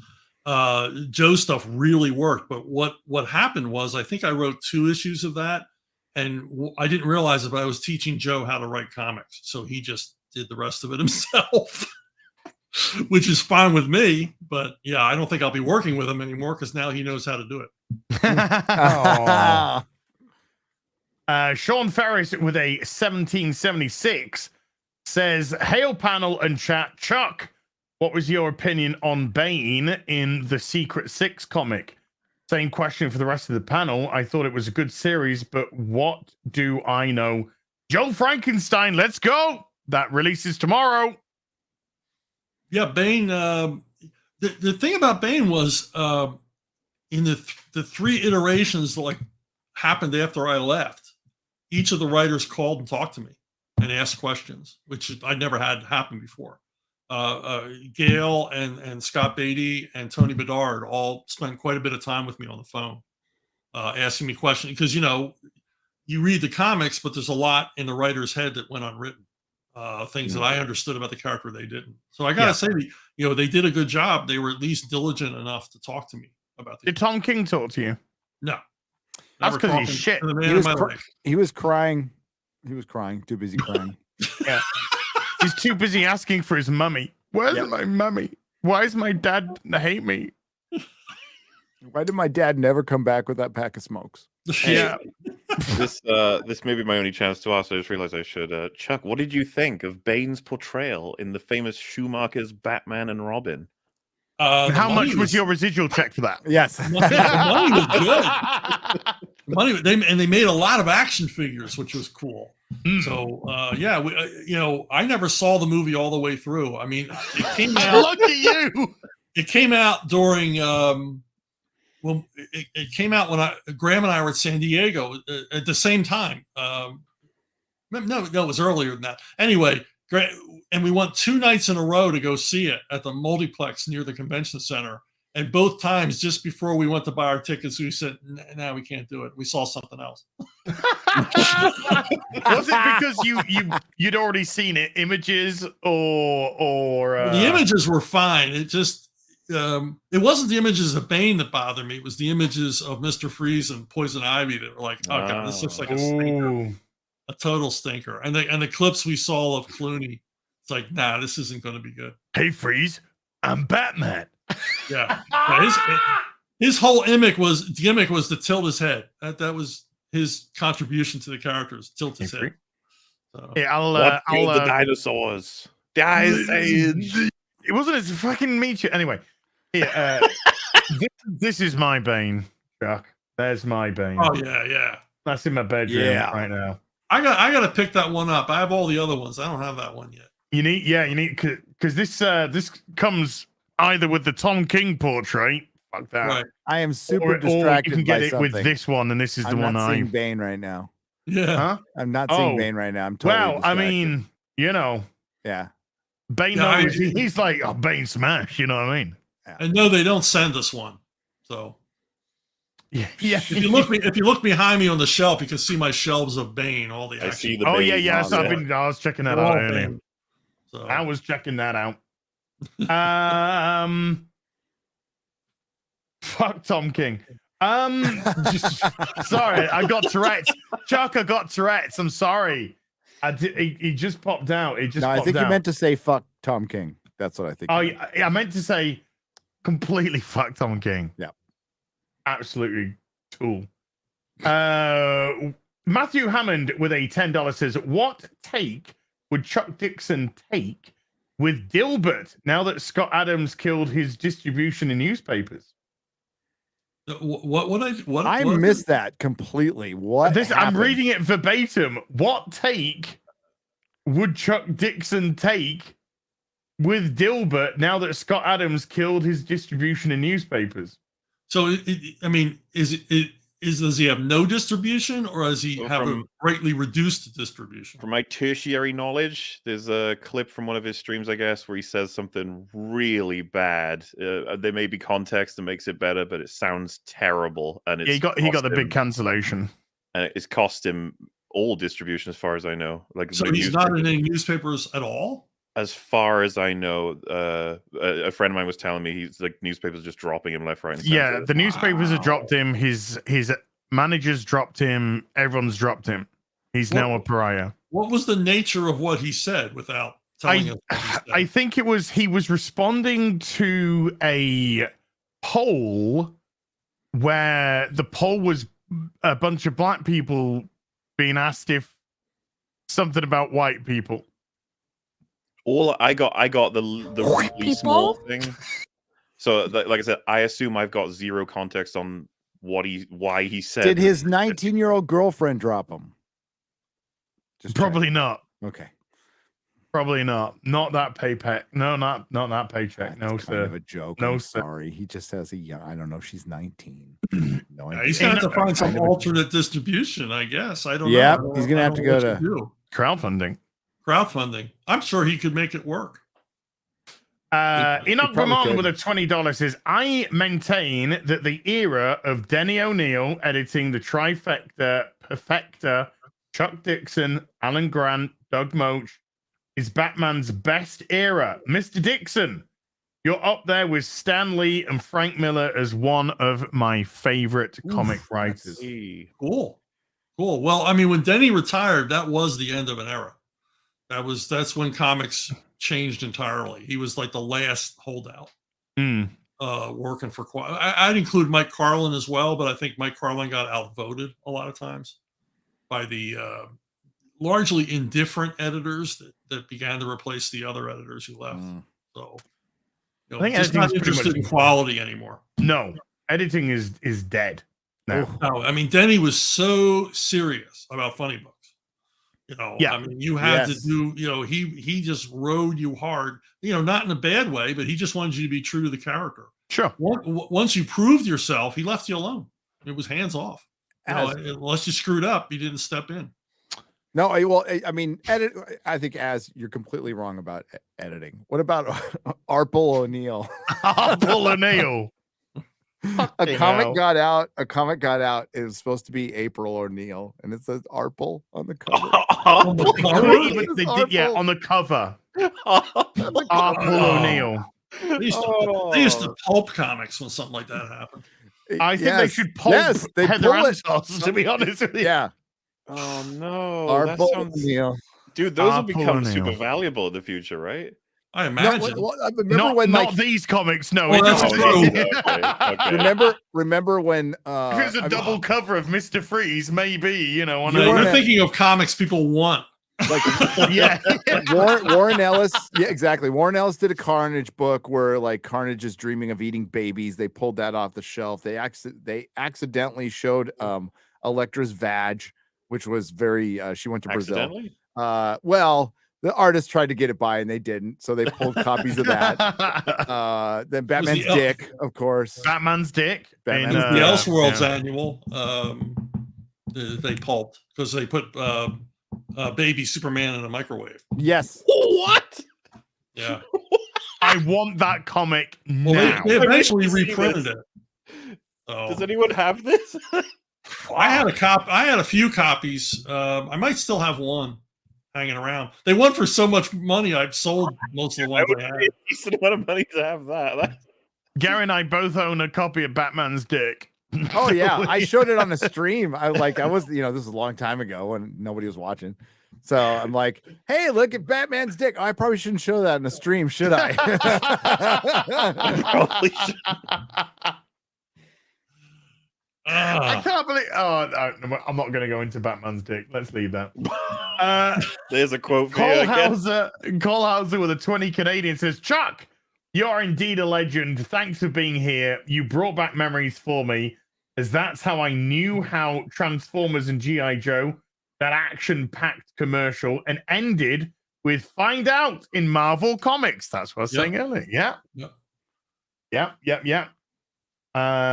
Comics. Marketing, great industry. I remember a retailer friend of mine, when that G.I. Joe ad came on, he said, I was opening the door to my store, unlocking the door, and the phone was like, I could hear the phone ringing. And he goes, and it didn't stop all day long. It just rang all day long. You have that G.I. Joe comic? Yeah. Fat Steven Seagal with the 2 Canadian says, hey, Chuck, these guys on the panel are good peeps. Well, yeah, thanks. I'm learning that. Hey, chat. Good to hear from you. Chat trivia question. Don't cheat. What comic book showed Peter Parker's wiener? Oh, did it way before Batman? Way before Batman. The Campier show. I don't have that sound effect, or I would do it. No. I hunted, Rob. I hunted for Tobey Maguire's dick. I'll give you a hint. Shriveled wiener. No. Tom King. No. I'm waiting for the chat. They didn't pull it either. They just neither did Peter, because it was shriveled. I hunted for Tobey Maguire's dick. The chat are not getting it. Spider-Man Rain. Thank you, Justin. You got it, Justin. You got it, buddy. You win the no prize. Spider-Man Rain number 3. Okay. You said shriveled. Someone said an Ant-Man comic. Spider-Man Rain is actually really freaking good. Really good. It's supposed to be like a the end Spider-Man the end comic book, like him at the absolute end. Yeah. Sorry, I killed the chat. I'm sorry, guys. I know. Michael, what are you talking about? Fucking Spider-Man shriveled dick. Well, I didn't put it in the comic. Marvel did. No, you put it in the fucking stream instead. Sometimes conversations take you places. There's nothing wrong with it. Okay. Batman schlong turns into Spider-Man shriveled. Okay, whatever. Yeah, makes sense. Michael Hutchinson with Batman $2 had a healthy says, schlong, at least. I mean, that was the schlong in his prime. do you know what okay, all right, we're doing this. We're having this conversation. We're doing it. Do you know what the biggest biggest Dixon here? Chuck, do you know what the biggest criticism of Batman's dick was from the fucking internet? No. That he was circumcised. Oh, that's right. That's right. That was that's what people are like. Why is he gonna circumcise penis? Why isn't he that uncircumcised? That's what they were fucking moaning and complaining about. Well, yeah. Is Spider-Man Jewish? What's going on? Not everybody who's circumcised Jewish. People know that, right? I thought everyone knew that. They should. Yeah. But I mean, I think we're giving a lot of people too much credit because they don't leave their rooms anymore. Yeah. They're in their cars making TikTok videos and chopping off their circumcised dicks when So they're it's a I'm learning gonna read moment. Wikipedia about it. Yeah. I just took it to a dark place. I'm sorry. Well, no, a true place though. It shows educational as well. Yeah, it is. Yeah, yeah. Don't cut your dick off. Yeah. People. Do drugs Don't like a do it. normal kid, okay? Yeah, just you know, Get high or something. yeah. Get an earring. Get it. Get a No, don't get a hobby. tattoo. Yeah. Paint some Want to Warhammer piss figures off or your dad something. nowadays? Read a comic. You want to piss off your dad nowadays? Go to church, become a Christian. Do what they did when I was a Show kid. up on Don't listen time. to your teachers. Read this. Read this. Here. Yeah. Do that instead. Link in the description down below. Go read that. Stop cutting your I'm gonna dick read off. it. I'm gonna read it twice. Damn right, I'm gonna read it. I might read it 3 times. I bought them all. I spent all. Chuck's gonna be making some money. I hope so. When you finish that Conan book, you're gonna be making some money. I'm gonna All right. buy the shit out of that. All right. Michael Hutchinson with the $2 says, glad to see you have Chuck on the show. Absolute privilege to have Chuck on the show. Yep. Hey, Hutch. How you doing? Hutch is my nitpicker in chief. He's the first person that reads my novels. And the guy can find typos like truffle hounds find truffles. Oh, one of those guys, huh? Yeah, he's good. Hey, we all need those. We do. Oh yeah, he's a rock. Grendel Vivant with a $5 says Vin Diesel on Tolkien. The moment when Chuck, Az, and Gary realized they were in a simulation which just started crashing. Yeah. Now I know what Token feels like. Yeah. I am Groot. Vernon Hampton with a $2 says, Mr. Dixon, thank you for giving us Bane. Oh, sure. My Big pleasure. Thank you. Me and Graham. Yeah. So Great character, great story, great art, man. definitely what I'll be remembered for most. So. It's not a bad thing to be remembered for. No. I mean, we added a permanent member to Batman's Rose Gallery. It hadn't been done in decades. Yeah. Not just a permanent member of the gallery, though. A proper one. An alpha, an alpha villain to go alongside all the others. He's pretty iconic. A lot of people are familiar with Bane soon after they're familiar with Batman. Yeah, he was just a crossword puzzle clue in a crossword I did the other day. And I'm like, I saw that tweet. Wow. I saw that tweet. I've arrived. That is cool. Yeah. Burn. Okay, you didn't see the film. You didn't see the film. Don't worry about it. No. Demi Moore's tapeworm with a fucking. I was born in the darkness. Wait, which Bane are we talking about? I was born in the dark. Molded by Adrian. Wait, why is he something Stallone? hey, I think you arrived when Crowder did Tranny Bane as a bit, which was better than Bane from fucking Dark Knight Rises. So, I think my favorite Bane is a guy he redubbed Dark Knight Rises, and Bane only talks about cereal. Breakfast cereal. And my favorite line is, did you have your fiber today? Did you have your fiber today? Oh, what God. did you eat for breakfast? I've got to find this. I want to see that. I wanted to be putting his hand on the guy's shoulder at the time. Did you have your fiber today? You're a monster. You really adopted the frog. Yeah, you need one of your 5. You need one of your 5. Demi Moore's tapeworm with the $5 says, easy there, fuzzy little man Peach. Chuck, love your work. As my uncle / aunt, is waiting to hear back from you. She said you had a great night. Okay. Yeah, I get no fucking respect around here, none.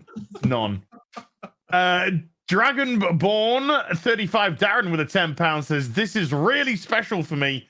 My 3 favorite YouTubers, but most of all, Sir Chuck Dixon, my one and only favorite comic book writer. Thank you all for everything. There you go. Thank you. I'm honored. God, it just jumped on me. I've been knighted virtually. Yeah, as a Brit, I can do that. Yeah. Okay. Cool. Arise, Sir Nice. Chuck. All right. No, you're from New Zealand. I got that You going can't do for me. that. Yeah. You're a Kiwi knight now. Huh? Said you're Why a you- Kiwi knight now. You're from New Zealand. You can't knight anybody. Why you gotta give me shit, man? Because Why you gotta keep giving me Hey, shit? I found it. I know you got to get through the soups, but I found it. The breakfast cereal. All right, okay, let's go full screen.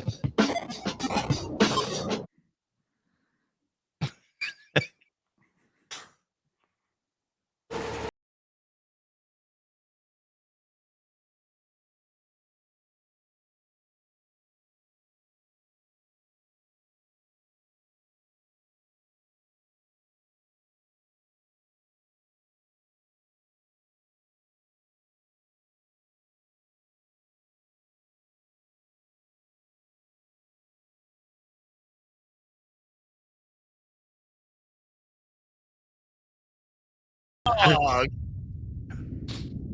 it's all right. They'll all die from nuclear fallout. It's fine. Yeah. The unfortunate sucking of the Dark Knight Rises, but Yeah. Okay, we just received a copyright strike as we've been doing. Cut that out. Was it the music or the? Due to a copyright match, your stream was interrupted. Wow. Well, hopefully it'll come back up. I think it was Warning, heads up. transformative. Your stream has been temporarily blocked because we detected an audio and video. It would seem the fun police have arrived. Hey, our laughing was transformative. Okay. Exactly. Yeah. It was transformative. It was added content. We're all transformative. You can't ban us on YouTube because we're transformative. Can we come back, YouTube, please? Please. I think we're back. Please.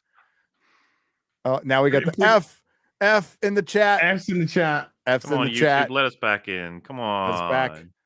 Let us Come back. on, YouTube. Let us back in. Hang on. Knock, knock. Who's Is it there? back? Is it Us. back? Let us back in. Is it back? Is it back? Is it back? I- Back? Is it We're, back yet? Are we back we're yet? not back. Are we back We're yet? not back. Are we back yet? Wow.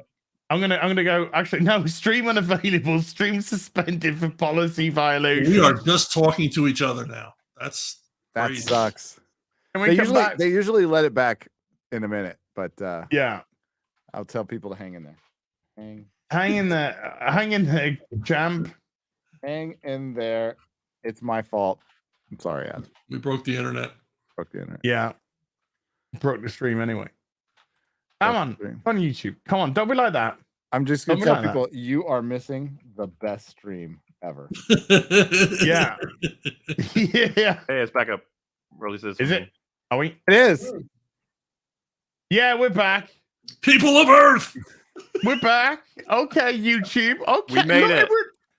It was transformative. It was transformative. It was transform. We were giggling. That's better than fucking anything that's on Twitch. They just eat cereal and don't say shit. Don't even Come get on. me started, as like that's Oh, it's so yeah, unfair that we yeah. get clipped for it, but they get to like. Yeah, Whoa. just watch all of our videos. Dude, have you seen the new meta? They go to sleep while they play TV shows, and they make money from it. Wait, who? Twitch streamers. They can go to Which sleep. ones? Play. Oh, this. I think Casey Tron was the one that I saw as an example of this. You can literally just put on TV shows like MasterChef and go to sleep while people pay you to sleep in front of the show. What and what just happened? We were taken down for something that was already a created montage. I'm doing all this wrong. I know, right? I'm doing all this wrong. Wrong professions. Yeah, everybody. I can sleep in front of TV shows. I can do that. I'm willing. I'm willing Yeah. to do that. Man. No, I could exactly. take 100 boys. TV shows. I'd love to fall asleep in front of. Yeah, Hell yeah. and get paid. I'm an old man. I fall asleep in front of TV shows like that's what I'm supposed to do now as an old dad. Like I'm fall actually asleep right now. By the way, Yes. Yeah. someone just mentioned in chat, and yeah, You know, that's true. there are hundreds of coma patients out there missing out. that could be Monetary channels.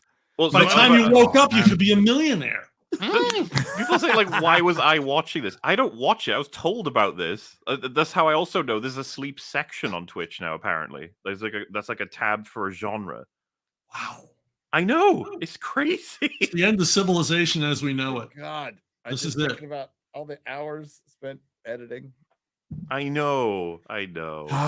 Just gonna get an AI me. Streams are interrupted when copyrighted content is detected. After copyrighted material is no longer being streamed. You know, as Bane is my name. If you say it too many times, it's a name.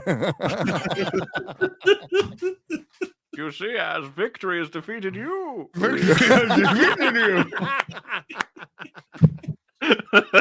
It's pretty applicable, I'm gonna say it. No Zaku Boy with a $50. We gotta give the No Zaku Boy says, who sees into the hearts of men and the undergarments of women? Peeping Tom. Corporate raiders turn to violence to maintain their manifesto monopoly and control the narrative through media distribution. Can Tom break the grip of Diamond Hands? Oh my God. Guys, we're at the 3-hour mark. So, all right, folks, I will do a super chat square up on Sunday. For the rest of the super chats, thank you so much for them. Apologies that they didn't get read out during the stream. Obviously, lots of conversation going on. But I will do a super chat square up Sunday, 2:30 p.m. UK time. I'll go through all the rest of the supers, and we'll have chatsy poozies about other stuff as well. Probably it might be a little bit too early for the third weekend of Ant-Man, but we can probably talk about a little bit of Ant-Man. Chuck, thank you so much indeed for coming on the show today. Again, folks, one last time before we go, we can't go without sharing this once more. The link is in the description box down below. Please go support Chuck Dixon's Rambo First Kill graphic novel.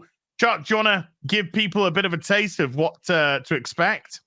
Well, I mean, we take him from being a high school student in Arizona. He has to enlist in the Army to stay out of jail. And it's basically his first tour in Vietnam. He ends up at a doomed fire base.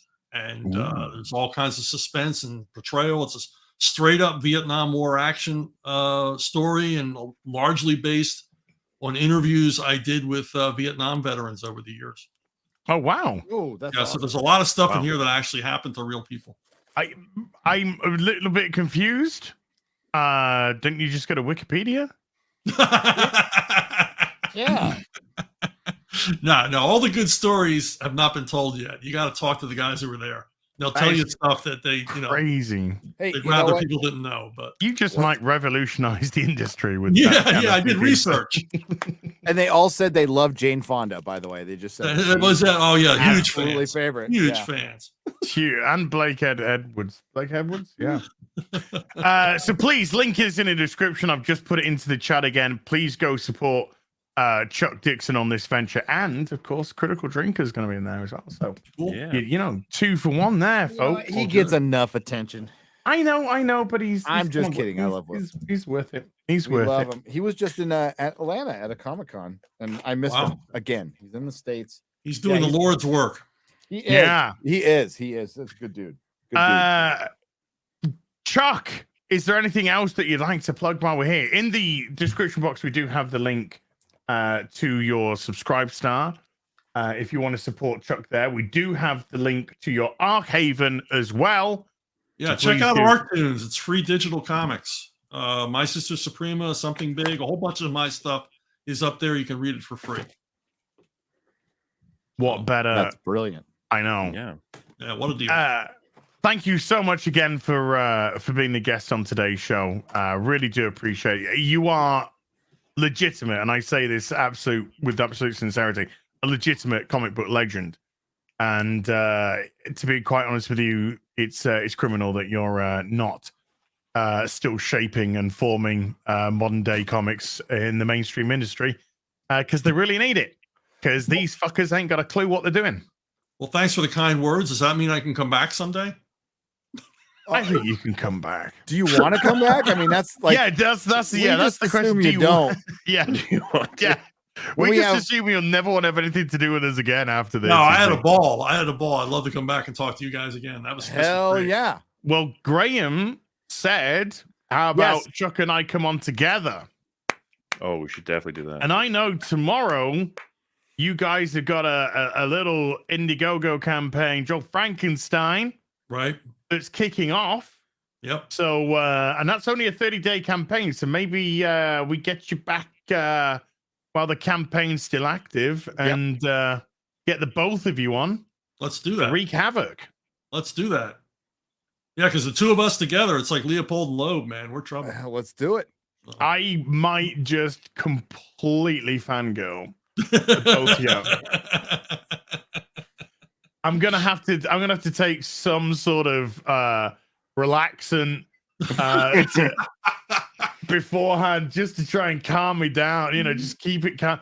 Keep it together. I'll start smoking again. I'll start smoking again. You know, Do not start smoking again. I'll start smoking again just for the show. I'll just be like that all the show, like, yeah, Chuck, you wanna, talk about some of those comics and shit, Very good. I look forward to that. It's been absolute honor and a privilege. Seriously, honor and a privilege to have you on. When I say my dream team is Dixon Nolan, I'm not joking. That to me was just you literally made me fall in love with comics. Your writing, the way the way that you portrayed your characters, whether it be Batman, whether it be Robin, Nightwing, Catwoman, Azrael, etc. Just the way that you wrote, the style that you wrote. You could just tell the passion and the love and everything was on the page. And when you can see that level of quality on a page, it's so infectious for a reader, because you can just be reading, you just tell it, and you're just absorbing that in, and it just fuels your love of comics. And you have played such a massive part in that love of comics, which has been going since 1992. So thank you so much from the bottom of some fangirl's heart. Well, I worked my spell on you. Yeah, well, you did all right, mate. You did all right, mate. That's what I can say with that. Done good. Boy, done good. Boy, done good, innit? Yep. Boy, done good, innit? Mola, is there anything you'd like to plug before we go? I'll forego my week's plug in exchange for just saying it's a pleasure talking to you, Chuck. I've really enjoyed this. It's been fun. And especially hearing so many different insights, not only about the history of the industry, but just the way that you want to do your work. You don't understand, with the amount of background interviews and production elements we all get exposed to in modern writing. It's rare to ever hear a writer say, I'd like to know what writers liked about this character. I'd like to know what the audience were invested in. Just never hear that anymore. No, so it's I wish I were hearing that from a writer who's as influential as some of them are these days, who you don't even know how they get to that position in their job. But support this man's work. He's the kind of writer that I'm very glad we at least got to have you at some point in history. And we need more of them. So thank you. Amen to that. Thank you. All right. Wow. Gary. Chuck, you're awesome. Thanks for making me money. I'm glad I helped you make a couple of bucks too. I can't wait to talk to you again. We'll get you on Friday Night Tights, even if it's for like an hour, if we get you and Graham on to push your book during this month. And then we'll get you and Graham on, and we'll I hope we get to talk a lot. For you to come back. This was brilliant. I had a great time. I had a great time. We'll do it again. You. All right. You're a legend, dude. We won't show any more copyright material and get thrown off. Well, no promises. No promises though. We'll try.